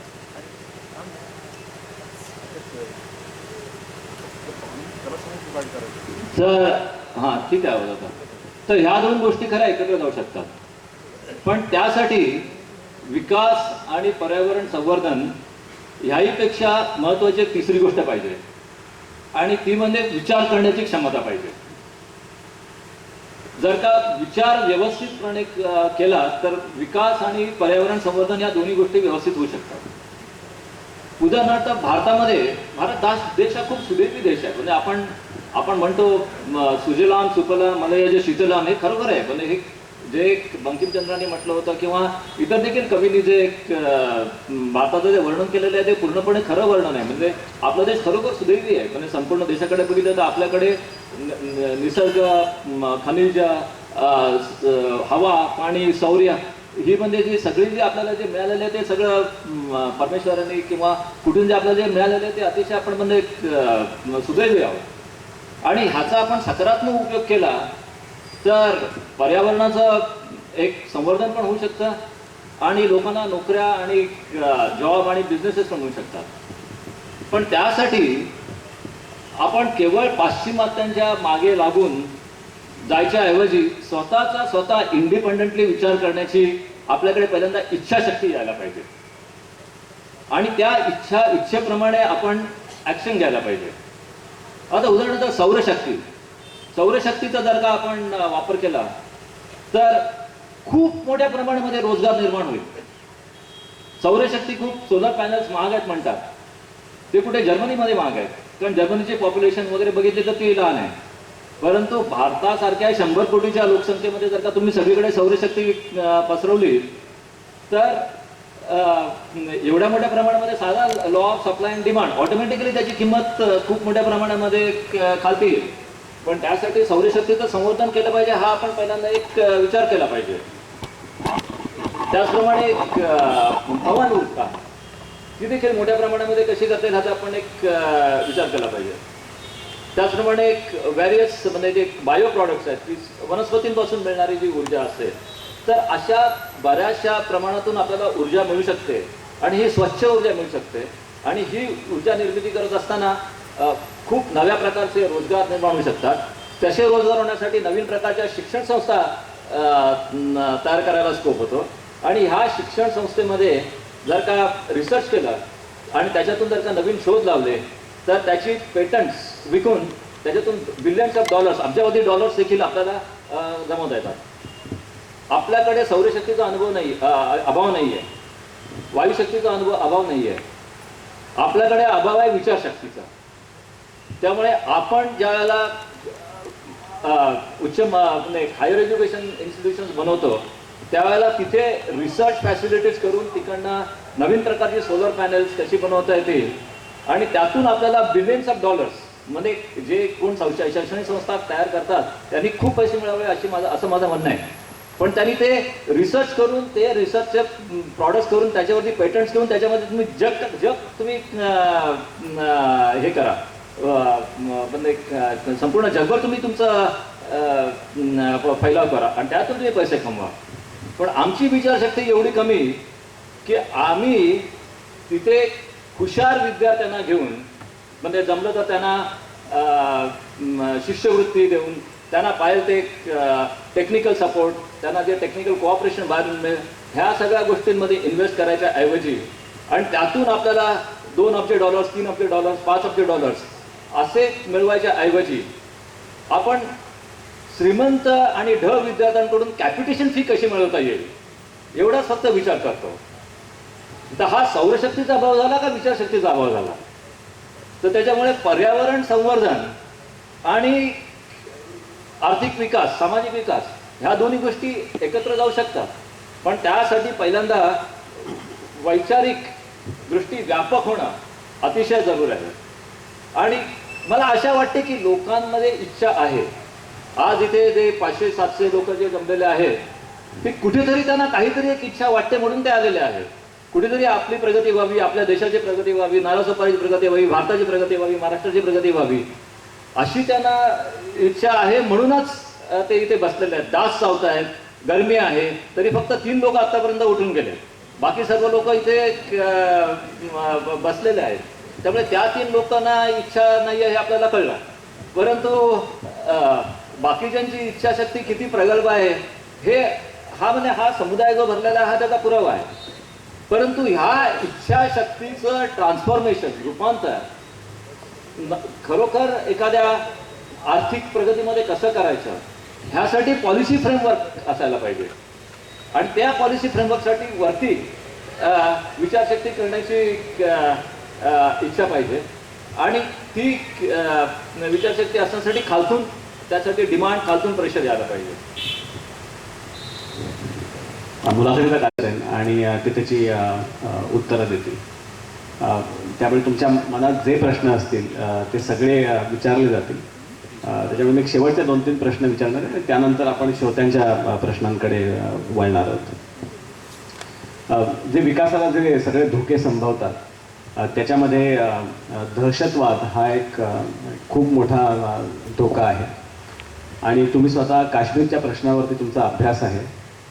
तुमच्या पुस्तकात त्या संदर्भातले काही अत्यंत थरारक असे अनुभवसुद्धा तुम्ही त्याच्यामध्ये दिलेले आहेत. आणि तो एक दहशतवादाचा एक भाग झाला. दुसरा तुम्ही नक्षलवादाचा मगाशी उल्लेख केला. आणि जगातल्या आत्ता कित्येक देशांमध्ये जी आहे ती एकसत्ताक किंवा हुकुमशाही जी असेल ती उलथून टाकून तिथे नवीन प्रकारची एक सत्ता आणायची असे जगातल्या इजिप्त असेल, ट्युनिशिया असेल, सिरिया असेल, लिबिया असेल, अशा सगळ्या ठिकाणी जन आंदोलनं सुरू आहेत. तर हा एकीकडे दहशतवाद जो प्रामुख्याने इतर राष्ट्रांकडून आपल्यावरती लादला जातो. आणि दुसरा आपल्याकडे जी प्रचंड विषमता आहे तर त्या विषमतेचं रूपांतर नक्षलवादासारख्या दहशतवादाच्या प्रणालीमध्ये होऊ शकतं. तर हा आंतरराष्ट्रीय आणि राष्ट्रीय दोन्ही प्रकारचा दहशतवाद हा भारताच्या विकासाला कितपत मोठा अडथळा ठरेल आणि तो अडथळा ठरू नये तर त्यासाठी काय केलं पाहिजे? दहशतवादाचे अनेक प्रकार आहेत. नक्षलवाद हा एक प्रकार झाला आणि मी नक्षलवादाला दहशतवाद समजतो. म्हणजे जरी नक्षलवादाची मुळं सामाजिक विषमतेमध्ये असली आणि जरी शेतकऱ्यांची, कामगारांची पळवणूक होत असल्यामुळे नक्षलवाद फोफावत असला तरी ज्या प्रकारे नक्षलवाद चालतो तो एक बिझनेस झालेला आहे. आणि म्हणून मी त्याला एक दहशतवादच ते एक दहशतवादाचं एक स्वरूपच आहे. दुसरा प्रकार आहे तो जो पाकिस्तानी सरकार, पाकिस्तानी सैन्य आणि पाकिस्तानी गुप्तहेर संघटना ISI ह्यांच्या सपोर्टनी जो दहशतवाद आपल्याकडे होतो, म्हणजे जो 26/11ला जे झालं किंवा इतर जे होतं इतरही प्रसंग जे झालेले आहेत तो एक दहशतवाद झाला की जो पाकिस्तानी सरकारने एक धोरण म्हणून अवलंबलेला आहे. आणि त्यामध्ये म्हणजे ते जाहीररित्या काय म्हणत नाही पण ज्यावेळेला आमची समांतर पातळीवरती बोलणी होतं त्यावेळेला ते मान्य पण करतात. त्यात त्यांना काय लाज वगैरे पण वाटत, त्यांना अभिमान वाटतो. आता काय प्रत्येकाच्या संस्कृतीप्रमाणे लोकांना वेगवेगळ्या गोष्टीचा अभिमान वाटतो. काही लोकांना आपली शिस्त असण्यामध्ये, सामाजिक शिस्त असण्यामध्ये अभिमान वाटतो. काही लोकांना आपल्या मुली मिस इंडिया झाल्या की अभिमान वाटतो. काही देशांना आपले युवक दहशतवादी झाले की अभिमान वाटतो. त्यामुळे जशी लोकांची वैचारिक लायकी तसा त्यांचा अभिमान. तर तसं ते पाकिस्तानमध्ये त्यांना ते दहशतवादी वगैरे जे होतात त्यांना ते खूप त्याचा अभिमान वाटतो. तर पाकिस्तानने हे धोरणच बनवलेलं आहे की भारताला दहशतवादाने खिळखिळ करायचं. एकदा मला पाकिस्तानचे एक माजी गृहमंत्री भेटले होते आणि त्या गोष्टी चालू होत्या आणि ते मला सरळ म्हणाले की भारताची प्रगती समजा आता भारत एका लेवलवरती असेल तर 100व्या पातळीपर्यंत जाईल, ही भारतात क्षमता आहे हे आम्ही मान्य करतो. पाकिस्तानची क्षमता 1वरून फक्त 10वरती जाण्यामध्येच आहे हे देखील आम्ही मान्य करतो. पण म्हणे भारतामध्ये तुमचा अंतर्गत राजकारणी कारभार असा चालतो की तिथे आम्ही दहशतवादाची पिल्लं आतमध्ये सोडून तुमचे 100वरून आम्ही खालती 10वरती आणू शकतो, हे देखील आम्हाला माहिती आहे. आणि हेच आमचा ऑब्जेक्टिव्ह आहे. हे अगदी त्यांनी सरळ सरळ मला प्रत्यक्ष पाकिस्तानच्या गृहमंत्र्यांनी अगदी सरळ सांगितलं. अगदी तर पाकिस्तानची ही केवळ मनसुबा नाही आहे, तर ही एक स्ट्रॅटेजी आहे. आणि ती स्ट्रॅटेजी जी आहे ती नसावी अशी केवळ ईश्वरचरणी प्रार्थना वगैरे करून काही होणार नाही. तर ती आहे हे गृहीत धरून ती कशी टॅकल करावी ह्याच्यावरती विचार केला पाहिजे. पण तो विचार करण्यासाठी भारताचं हित हे उद्दिष्ट पाहिजे. ज्या वेळेला नोबेल शांतता पारितोषिकाची वगैरे स्वप्न पडायला लागतात त्यावेळेला त्या उद्दिष्टापासून आपण दूर जायला लागतो आणि बऱ्याच लोकांना पडतात. तर त्यामुळे दहशतवादाला दूर करण्यामध्ये ही एक फार मोठी अडचण आहे. दुसरी गोष्ट, पाकिस्तानला काबूत आणण्यासाठी तुम्ही अमेरिकेवरती वजन आणलात तर ते होऊ शकेल, परंतु ती इच्छा पाहिजे. आणि ती इच्छा असण्यासाठी एक नैतिक सामर्थ्य पाहिजे. पण जर का तुमची इच्छा एवढीच असेल आयुष्यामध्ये की माझ्या मुलाचं उच्च शिक्षण आणि त्याच्यानंतर सेटलमेंट, अमेरिकेचं ग्रीन कार्ड मिळालं म्हणजे माझं आयुष्याचं सार्थक झालं आणि माझ्या मुलीला अमेरिकेत स्थायी झालेला नवरा मिळाला म्हणजे तिच्या आयुष्याचं सार्थक झालं, तर तुम्ही अमेरिकेचे केवळ लालघोडेपणाच करणार, हे साहजिकच आहे. तर जिथपर्यंत तुम्ही लालघोटेपणा करत बसता त्यांचा, तिथपर्यंत तुम्ही अमेरिकेला पाकिस्तानच्या विरुद्ध वापरू शकणार नाही. आणि अमेरिका जर का दबाव आणलात तर तुम्ही पाकिस्तानवरती दबाव आणू शकता. पण तिसरी म्हणजे सर्वात महत्त्वाची गोष्ट म्हणजे की आपण काही एक दृढ निश्चय केले पाहिजे. आणि आपण काही काही चांगले दृढ निश्चय केलेले आहेत.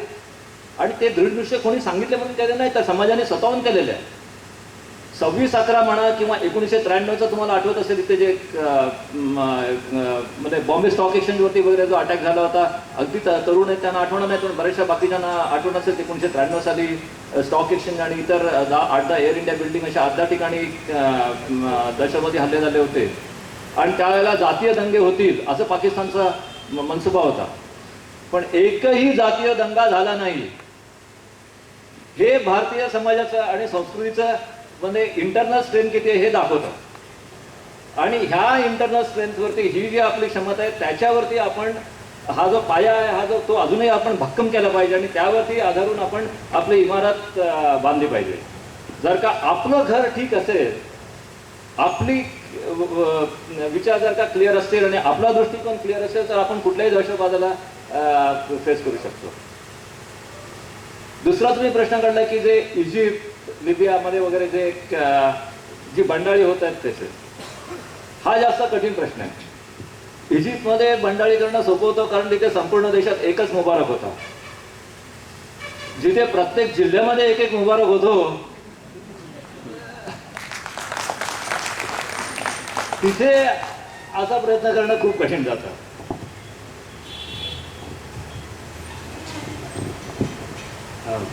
रोजचा पेपर उघडला की भ्रष्टाचारासंदर्भातल्या बातम्या असतील, आजचा पेपर उघडला तर कोणी आर्थिक विवंचनेमुळे आत्महत्या केल्याची बातमी असेल, तर हे सगळं आजूबाजूला जे चाललेलं असतं ते मन विषण्ण करून टाकणारं असतं, सुन्न करून टाकणारं असतं.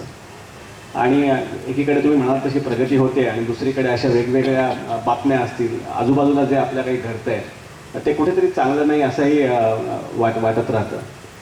पण या सगळ्यातनं एक देशाचा विकास असेल की देशाची जडणघडण असेल, त्याच्यामध्ये एक व्यक्ती म्हणून मी काय करू शकतो. कारण काही वेळा इतका हतबलपणा येतो की मी काही केलं तरी काही होणार नाही, आपल्याकडे काही बदलणार नाही, अशा प्रकारचं एक वैफल्य खूप वेळेला जाणवून जातं. तर हे वैफल्य येऊ नये म्हणून व्यक्ती म्हणून मला स्वतःला, माझ्यापैकी प्रत्येकाला काय करता येईल. आता प्रशांत, मी प्रत्यक्ष उदाहरण देतो. विजयादशमीच्या दिवशी म्हणजे 17 ऑक्टोबरला मागच्या वर्षी केवळ 6 महिन्यापूर्वी पुस्तक एका दिशेचा शोध हे बाहेर आलं. राजवंश प्रकाशननी ते पब्लिश केलं. इथे फादर डिब्रेटो साहेब बसलेले आहेत. त्यांच्या आणि माझ्यामध्ये एक साम्य, आम्ही दोघंही राजवंशचे लेखक आहोत आणि आमच्या दोघांची पहिली आवृत्ती पहिल्या महिन्यामध्ये संपली. तर फादर साहेब आला, सन्मान वाटतो मला. त्यानंतर आतापर्यंत 4 आवृत्त्या संपल्या मागच्या 6 महिन्यामध्ये. 4थी आवृत्ती संपत आलेली आहे. पण ह्याहीपेक्षा आनंदाची गोष्ट अशी की मला आतापर्यंत जवळजवळ 300 लोकांनी संपर्क केला असेल, 300-400 लोकांनी मला संपर्क केला असेल. आणि ह्यापैकी कित्येकाने सांगितलं की त्यांनी पुस्तक वाचल्यानंतर स्वतः व्यक्तिगत पातळीवरती खूप खूप मोठ्या प्रमाणात बदल केले. आणि याची काही उदाहरण देतो. मला कालच म्हणजे नाही, परवा सकाळी एका शहराच्या डेप्युटी म्युन्सिपल कमिशनर म्हणजे उपायुक्त, महानगरपालिकेचे उपायुक्त त्या महिला आहेत, त्यांचा फोन आला होता. आणि त्यांनी मला विचारलं की, त्यांनी मला सांगितलं की मला तुमच्याशी बोलायची खूप इच्छा. त्या 10 दिवस मला फोन करत होत्या आणि मी परदेशी होतं, मला फोन घ्यायला मिळाला नाही. तर पण त्याचा नेहमी दररोज फोन यायचा. तर मी ज्या दिवशी होतो मुंबईमध्ये, फोन आला, मी ताबडतोब त्यांच्याशी बोललो फोनवरती. तर मला तुमच्याशी फक्त बोलायचं आहे, एक 5 मिनटं बोलायचं. तर मी म्हटलं बोला, मी आता फ्री आहे. मी बाहेर असताना गोष्ट वेगळी असते, मुंबईत असताना मी काहीच हरकत नाही. ते म्हणाला मला तुमचं पुस्तक वाचलं आणि त्यानंतर मला खूप स्फूर्ती मिळाली. आणि म्हणे योगायोगाने असं झालं की मी तुमचं पुस्तक जस्ट शेवटचं पान वाचून तिथे ठेवलं आणि एक नगरसेवक माझ्याकडे आले आणि ते एका कंत्राटदाराला घेऊन आले आणि त्यांनी माझ्या हातामध्ये कारची चावी दिली आणि ते म्हणाले, मॅडम ती चावी कारची तुम्ही घ्या आणि गाडीतून जा आणि आजपासून गाडी तुमची. तर मी त्यांना विचारलं का? तर ते म्हणाले नाही घ्या म्हणून. आणि बाय द वे हे माझे मित्र आहेत, त्यांचे थोडं जरा काम आहे ते करा. तुम्ही म्हटलं काय काम करायचं? तर बघतो तर त्यांना जे काम करत होतं ते पूर्णपणे इलिगल होतं. तर मला म्हणे ते पुस्तक वाचून खूप स्फूर्ती आली होती आणि कुठलं वेगळा एक अनोखं असं एक सामर्थ्य असं आलं होतं. तर मी त्यांना म्हटलं ही चावी तुमच्याकडे ठेवा, पण मी तुम्हाला अजून माझ्या तर्फेने दुसरं काहीतरी देऊ इच्छिते. ते म्हणाले काय? अँटी करप्शन ब्युरोला मी फोन करून आत्ता मी त्यांच्या ऑफिसर्सना भेटायला तुम्हाला बोलवते आणि जे तुम्ही मला ऑफर केली ती तुम्ही त्यांच्या देखत जरा पुन्हा एकदा करा आणि त्यांनी ॲक्सेप्ट केली तर आपण पुढे कसं करायचं ते बघू. आणि त्या डेप्युटी म्युन्सिपल कमिशनर आला की तो नगरसेवक अक्षरशः धावत निघाला तिकडनं. तर हे व्यक्तिगत लेवलला काय होऊ शकतं ह्याचं एक उदाहरण. दुसरं एक उदाहरण, औरंगाबादमध्ये हा जो पहिला प्रकार झाला ठाणे जिल्ह्यातलाच आहे. दुसरा प्रकार औरंगाबादमध्ये एक शैक्षणिक व्यवसायामधले एक व्यक्ती आहे की ज्यांचे अनेक कॉलेजेस आहेत पण ते शिक्षण सम्राट नाही आहेत म्हणजे ते. तर पण त्यांची कॉलेजेस आहेत, त्यांना एक नवीन कॉलेज उघडायचं होतं आणि त्यांची बाकीची परमिशन प्रोसेस क्लिअर झाली होती. एक शेवटची सही फक्त एका अधिकाऱ्याची राहिली होती. तर ते अधिकाऱ्यांना सांगितलं की सर आपसे 10 लाख रुपये चाहिए. तुम्हाला 10 लाख क्यों? तो म्हणे की अभी आप कॉलेज खुलेंगे, आपको इतना प्रॉफिट होगा, इतना ही होगा. तो म्हणाला वो बाद में देख लेंगे, आप महाराष्ट्र में. तो म्हणाला हाँ. तुम्हाला जरा आप एक काम कीजिए, आप एक किताब पढ़ लीजिए, 3 दिन के बाद मैं मिलता हूँ तब बात करेंगे. तर त्यांनी ते करून त्याचं पुस्तक दिलं. मग 3 दिवसांनी ते त्या शैक्षणिक अधिकाऱ्याला भेटायला गेले. तर त्यांना कसं वाटलं पुस्तक? ते म्हणाला हो खूप चांगलं आहे म्हणे, असं आहे तसं आहे, जगभर असं चालतं. ते म्हणे जगभर असं चालतं मग आपल्या इथे पण असं वाटतं का? तो म्हणतो व्हायला पाहिजे ना. म्हणून 10 लाख रुपये पाहिजेत. त्या शैक्षणिक अधिकाऱ्याला भीती वाटली. तो म्हणाला की काही नको म्हणून त्यांनी मुकट्याने त्याच्यावरती सही करून घेतली. तर ज्याचा फायदा झाला त्याने मला फोन केला. तो म्हणाला सर मी तुमचं पुस्तक वाचलं आहे. तर म्हणे माझी अशी इच्छा आहे की या पुस्तकाच्या कॉपीज महाराष्ट्रातल्या सगळ्या MLAsना पाठवणार आहे. तुम्ही म्हणला अरे बाबा महाराष्ट्रातले 270 MLA आणि बाकीचे MLCs वगैरे सगळे दोन 300-400 ते एवढा खर्च तू का करतो? तो म्हणतो सर पण तुम्ही माझे 10 लाख रुपये वाचवले, हा खर्च तर काहीच नाही. आणि म्हणतो हा खर्च होऊन इतर अनेक लोकांचे लाखो रुपये वाचतील अशी माझी इच्छा आहे. तर हे व्यक्तिगत झालं. औरंगाबादचं दुसरं एक उदाहरण, एक 15 वर्षाच्या मुलीने पुस्तक वाचलं आणि ती मला औरंगाबादहून इथे भेटायला आली. शालेय विद्यार्थिनी 10वी पास झाली होती, 15 किंवा 16 वर्षाची असेल. आणि ती भेटायला आली. तर तिने मला ईमेल माझ्या तडाला सुरू केला की मला भेटायचं म्हणून. मी शेवटी सांगितलं, अगं तू येशील तर कोणाला तरी आईवडिलांना बरोबर घेऊन ये, कुठे रस्त्यात वगैरे हकबीचं फुकट, मला भीती वाटेल त्याची. पण ती शेवटी ती आली. मी खरं कॉन्फरन्समध्ये होतो, मला वेळ नव्हता. मी कॉन्फरन्स चालू असताना बाहेर एक 15 मिनिटं जाऊन तिला भेटलो. आणि तिथे मला काल ईमेल आली की तिने ते हे होऊन संपूर्ण ते एक्साईट होऊन त्यांच्या ती आपली छोटीशी मुलगी 16 वर्षाची, त्यांच्या घराच्या बाहेर तिकडे झाडं होती, ते म्युन्सिपालिटीचे लोक ते झाडं तोडत होते. तर तिने ते 16 वर्षाच्या मुलींची गँग बनवली आणि तिथे झाडं तोडण्याच्या विरुद्ध तिने मोर्चा सुरू केला. 16 वर्षाची मुलगी, जस्ट आत्ता 15 किंवा 16 वर्षाची मुलगी. असे कित्येक अनुभव मला मागच्या 6 महिन्यात केवळ माझ्या वाचकांकडून आलेले आहे. म्हणजे हा प्रत्यक्ष अनुभव. पण हे वाचक म्हणजे काय तेवढेच भारतीय नागरिक नाही झाले, हे वाचक प्रातिनिधिक स्वरूपाचे आहेत. हे वाचक हे दाखवतात की भारतामध्ये इतर अनेक गोष्टींचा जरी दिवाळा निघाला असेल तरी सामान्य माणसाच्या सत्सद विवेक बुद्धीचा दिवाळा अजून निघालेला नाही. आणि इकडच्या राजकीय नेत्यांनी, कॉर्पोरेट लिडर्सनी आणि मीडियावाल्यांनी देखील हे पहिल्यांदा लक्षात घेतलं पाहिजे की आमची सत्सद विवेक बुद्धी अजूनही शाबूत आहे. आणि जर का तुम्ही आमच्या सत्सद विवेक बुद्धीला गृहीत धरलं तर त्याचे परिणाम खूप वाईट होतील. मग इथे 600 मुबारक असो का 1 मुबारक असो. हाच जर का केवळ 3000 लोकांनी, 4000 लोकांनी पुस्तक वाचलं, त्यातल्या 400 लोकांनी मला हा जो प्रतिसाद दिला, तर भारताची लोकसंख्या जे आहे ते 80% लोक बरे गरिबीमध्ये असतील. पण गरिबीमध्ये त्यांची फक्त आर्थिक गरिबी झाली, सत्सद विवेक बुद्धीची गरिबी झालेली नाहीये. आणि एक गोष्ट तुम्हाला सांगतो, जे सरकारी अधिकारी असतात त्यांना हायकमांडची, म्हणजे प्रत्येकाचं हायकमांड वेगळं असतं. लोकल लेवलचं हायकमांड वेगळं असतं, सेंट्रल लेवलचं हायकमांड वेगळं असतं, काही जणांचा रिमोट कंट्रोल असतो. तर त्यांना हायकमांड, रिमोट कंट्रोल वगैरेची परवानगी घ्यायला लागते. त्या परवानगीशिवाय ते काही करू शकत नाहीत. जे काही बिझनेस एक्झिक्युटिव्ह असतात त्यांना आपल्या मॅनेजिंग डायरेक्टरची परवानगी लागते. तू पण मॅनेजिंग, तुझी पण परवानगी घेत असते, तुझे ज्या हाताखाली काम करतात ते लोक. पण जे कंत्राटदार असतात त्यांना त्यांचे जे भागीदार आहेत त्यांची काही ठराविक काळासाठी परवानगी घ्यायला लागते. पण जे सामान्य लोक असतात त्यांना केवळ स्वतःच्या सत्सद विवेक बुद्धीचीच परवानगी घ्यायला लागते. आणि केवळ त्यांनी तेवढी परवानगी घेतली तर ते स्वतःच आणि देशाचं परिवर्तन नक्कीच करू शकतील. त्यासाठी त्यांना दुसरं काहीही करायला नको, त्यांना कुठे ऑक्सफर्डला जायला नको, की त्यांना अजून कुठे दिल्लीला जाऊन राज्य करण्याची गरज नाही. आणि मी जी काही थोडी उदाहरणं दाखवली ती त्याची केवळ एक उदाहरणं म्हणून एक प्रातिनिधिक स्वरूपाची दाखवली. पण असे अनेक आपल्याकडे लोक आहेत आणि म्हणून हा देश चाललेला आहे.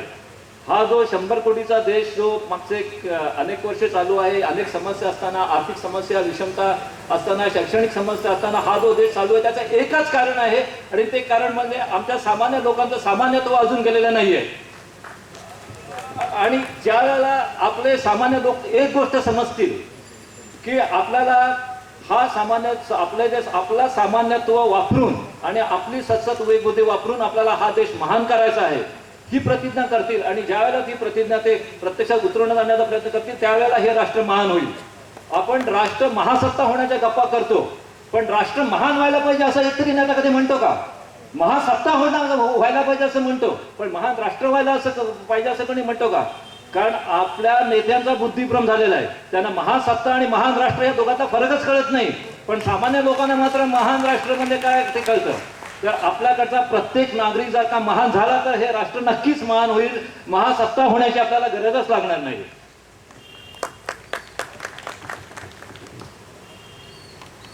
सगळे मिळून 77 प्रश्न आलेले आहेत. त्यामुळे कमलाकर पाटील आमची राहण्याची व्यवस्था आता इथेच करा आणि येतातच 78 आता, त्यात एकच असला तर.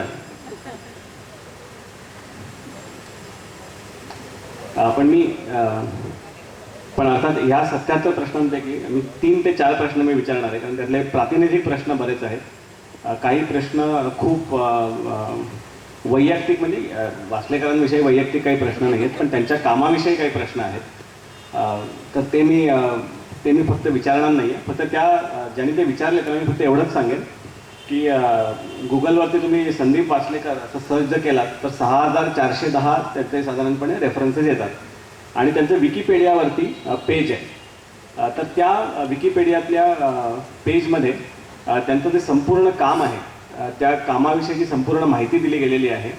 त्याच्याचप्रमाणे त्यांचे व्हिडिओज पण काही आहेत. त्या व्हिडिओजमध्ये त्यांच्या काही कॉन्फरन्सेसमधली भाषणं तिथे किंवा त्यांचे काही विचार त्या ठिकाणी दिलेले आहेत. आणि त्यांची जी पुस्तकं आहेत त्यांचे जे त्यांच्या स्ट्रॅटेजिक फोरसाईट ग्रुपने जे लिखाण केलेलं आहे त्या लिखाणाचे संदर्भ, त्या लिखाणाविषयीची जी सगळी कागदपत्र डॉक्युमेंटची सगळी आहेत ती त्या सगळ्या ठिकाणी उपलब्ध आहेत. त्यामुळे मी फक्त हे प्रश्न जे त्या दृष्टीने वैयक्तिक स्वरूपाचे आहेत ते घेणार नाही आहे. आणि आता अर्थातच 79 प्रश्नांपैकी फक्त 3 ते 4 प्रश्न विचारल्यामुळे मला नालासोपाऱ्यात राहायची सोय नाही हे मला कळलेलं आहे. पण तरी ते 3 ते 4 प्रातिनिधिक प्रश्न मी त्यांना विचारणार आहे. त्यात कुणालाही प्रश्न विचारला गेला नाही असं काही जणांचं होऊ शकेल, पण बहुधा ते अशा पद्धतीने केलेलं आहे की ज्यामुळे व्याख्यानामध्ये किंवा मुलाखतीमध्ये ते प्रश्न काही प्रमाणात तरी उत्तरित झाले असतील किंवा आता होतील. एक हा अगदी ह्या नालासोपाऱ्याचा आहे का पुण्याचा प्रश्न आहे असा प्रश्न पडावा, असा एक प्रश्न तुमच्याविषयी आहे, तो विचारू का? उत्तर देते की नाही मी ठरवेन. प्रश्न तो विचारायचा तुम्ही ठरवायचा. हा प्रश्न खूप चांगला आहे, पण जरी तो वैयक्तिक असला तरी खूप चांगला प्रश्न आहे. त्यांनी की व्याख्यानं, टाळ्या आणि लोकप्रियता, हार तुरे यांच्यामुळे सुखावणारा तुमच्यातला माणूस तुमच्यातल्या विचारवंताला पूरक आहे का मारक आहे? मी म्हटलं ना पुण्याचा प्रश्न आहे खरं सांगायचं.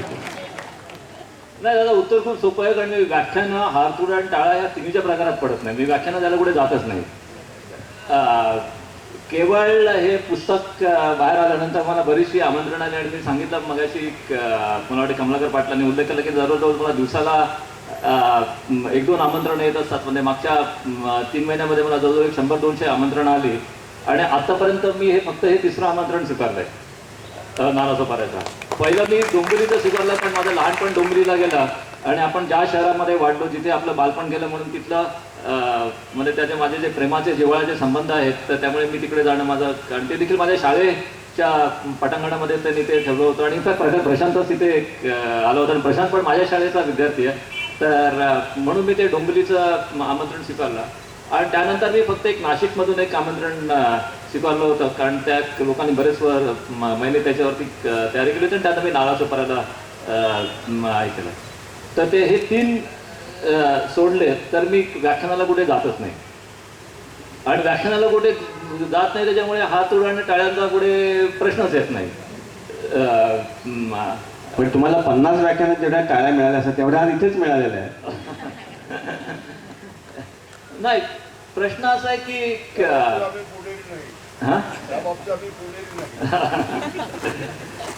नाही, प्रश्न असा आहे की आपल्याला सिरियसली उत्तर द्यायचं तर प्रत्येक मनुष्याने हा विचार केला पाहिजे की आपल्याला आयुष्यात करायचं काय. कारण आयुष्य लिमिटेड असतं. एक 30-40 वर्षांचा आपल्याला म्हणजे प्रॉडक्टिव्ह टाईम मिळत असतो आणि त्यामध्ये आपल्याला करायचं काय. आणि आपण जे काही करू तर त्याचा समाजाला, आणि आता समाजाला म्हणजे माझ्या स्थानिक समाजापासून संपूर्ण जग अशी मी संपूर्ण त्याची व्याख्या करतो. कसा काय फायदा होऊ शकेल ह्याचा मी विचार करतो. त्याचा परिणाम काय होईल, टाळ्या मिळतील का, पारितोषिक मिळतील का, ह्याचा मी कधीच पारितोषिक तर घ्यायला मी कंपल्सरी नाहीच म्हणतो. म्हणजे ती माझी पॉलिसीच आहे, मी बिलकुल ॲक्सेप्टच करत नाही. पण समाधान मला ह्याच्यामध्ये मिळतं की आपण जे काही करू त्याच्यामुळे काहीतरी सकारात्मक परिणाम होईल का. ज्या वेळेला त्या शहराची डेप्युटी म्युन्सिपल कमिशनर सांगते की मी तुमचं पुस्तक वाचून केवळ आजच्या 1 दिवसापुरतं तरी करप्शन नाही केलं, कदाचित आयुष्यात त्या करत नसतील, तीच त्यांची प्रवृत्ती असेल. कारण असं मनुष्य काय एक पुस्तक वाचून वगैरे काय बदलत नाही, मला त्याची खात्री आहे. ती त्यांची प्रवृत्ती असेल ती थोडी संवर्धित झाली. असं ज्या वेळेला होतं तो एक आनंद मिळतो.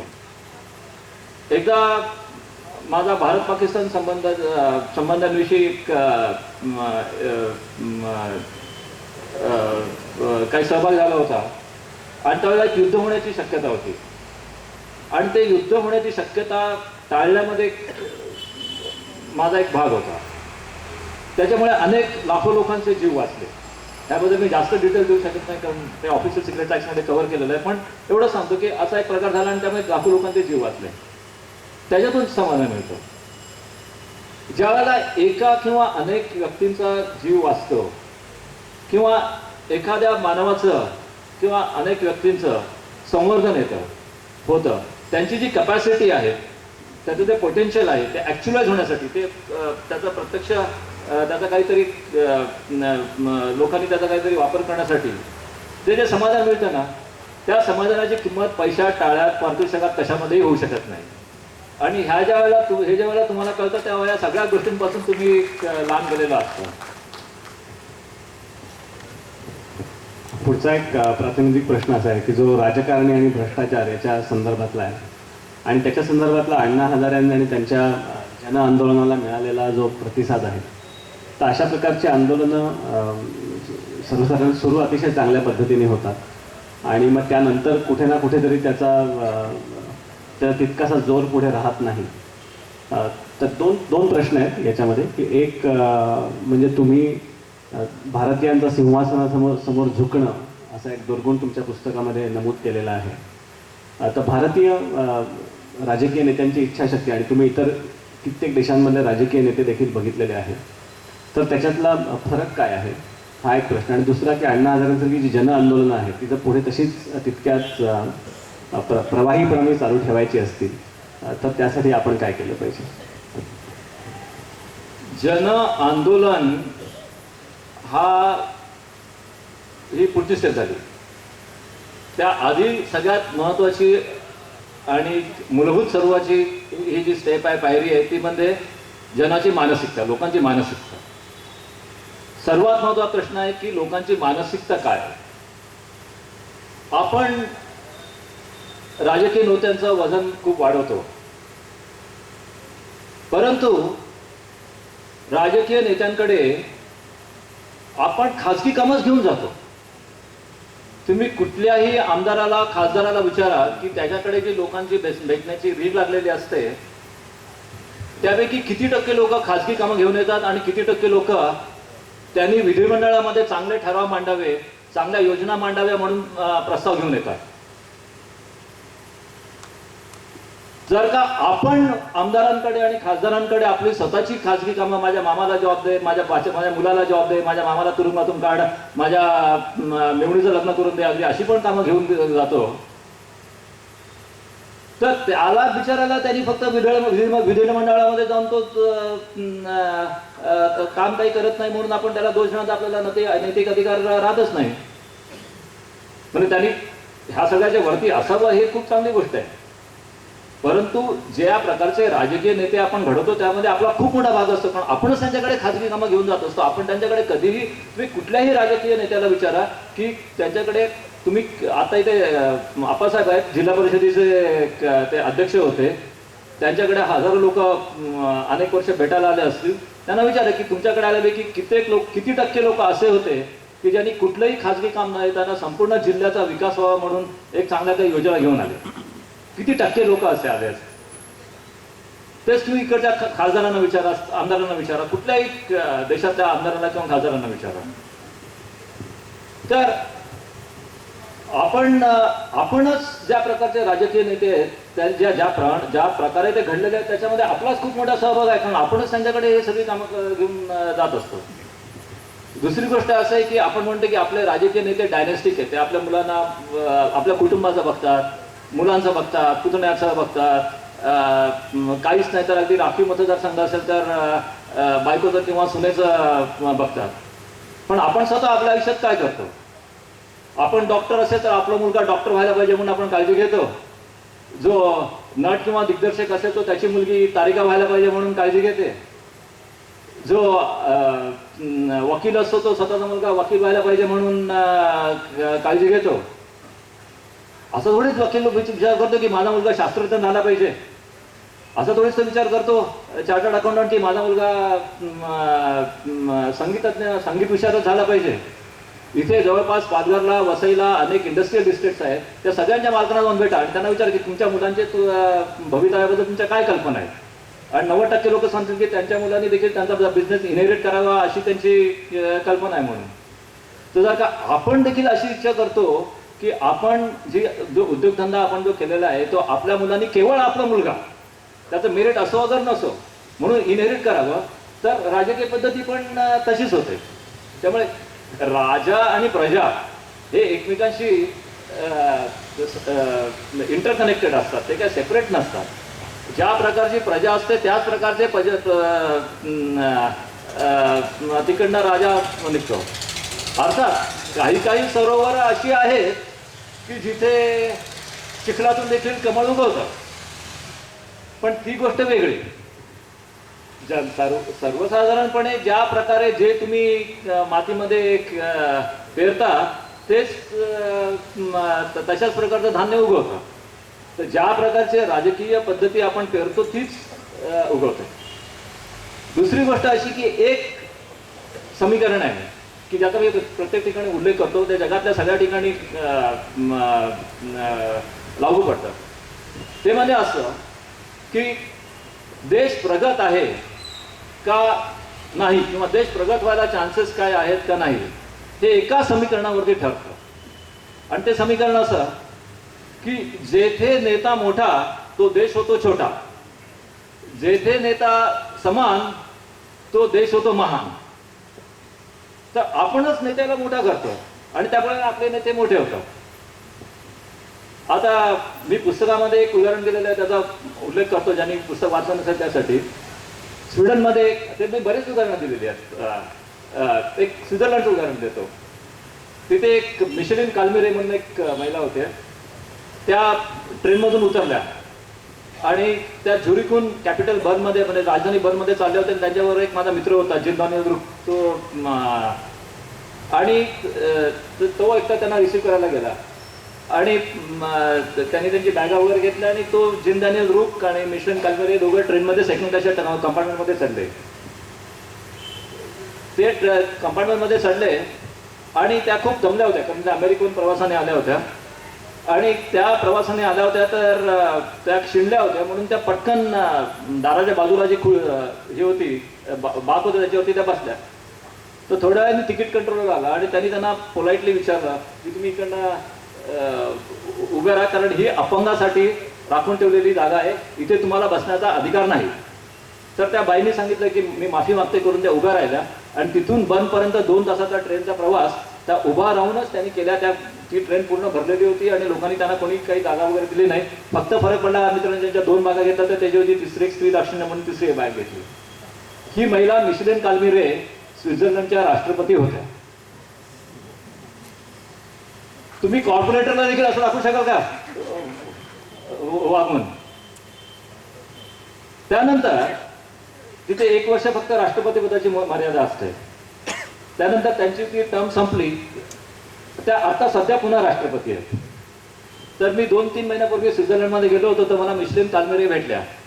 तर मी हा जो प्रसंग आहे तो त्याचं मी इंग्लिशमध्ये भाषांतर केलं आणि मी मराठी पुस्तक आणि हा प्रसंग आहे त्याचं ते पान त्याचं इंग्लिशमध्ये भाषांतर हे मी त्यांना प्रेझेंट केलं. तर आम्ही माझं त्यांचा एका काही वाटाघाटी निमित्त बोलणी चालू होती. तर त्यावेळेला आधी मी त्यांच्या सेक्रेटरीला सांगितलं की मला त्यांच्याशी 10 मिनिटं खाजगी बोलायचं आहे. तर ते म्हणाले ठीक आहे म्हणून. आणि मी त्यांना सांगितलं की मी तुमचं माझ्या एका पुस्तकामध्ये मराठी पुस्तकात उल्लेख केलेला आहे. तर आमच्या इथे भारतामध्ये एक मराठी भाषा आहे, ते 10 कोटी लोक आहेत, सगळं त्यांना माहिती दिली. आणि त्यांना सांगितलं की मी असं असं तुमचा उल्लेख केलेला आहे, तर तुमचा उल्लेख केला तुम्हाला माहिती पडावं म्हणून की लाडवी म्हटलं त्याचं हे इंग्लिश भाषांतर. मग आम्ही तिथे बसलो आणि त्यांनी हे इंग्लिश भाषांतर वाचलं. मग त्या म्हणाल्या ही गोष्ट सगळी बरोबर आहे तू लिहिली असती पण त्यामध्ये एक चूक केली आहे, फॅक्च्युअल मिस्टेक केली. तर मी म्हटलं काय मिस्टेक केली? ते म्हणे त्या टीसीने मला पोलाइटली सांगितलं म्हणून तू मिस्टेक केली आहे. त्यांनी मला पोलाइटने वगैरे सांगितलं, त्यांनी मला ऑर्डर दिली की उठा म्हणून कडनं. तर मी म्हटलं मॅडम मला हे माहिती होतं त्यांनी ऑर्डर दिली पण मी म्हटलं आमच्या भारतीय रीडर्सना ते डायजेस्ट करता आलं नसतं म्हणून मी तेवढा बदल मी केला. तर ज्या वेळेला असं तुमच्यामध्ये सामर्थ्य होईल आणि ज्या वेळेला हे समीकरण तुमच्या डोक्यामध्ये जाईल की जेथे नेता समान तो देश होतो महान, जेथे नेता मोठा तो देश राहील छोटा, हे जेव्हा तुमच्या डोक्यामध्ये येईल आणि ह्याप्रमाणे जेव्हा तुमचं वर्तन सुरू होईल त्यावेळेला तुम्ही सर्व नागरिक व्हाल महान, तुमच्या बरोबर देश होईल महान, नेता होणार नाही लहान, नेता राहील also महान पण तो होईल समान.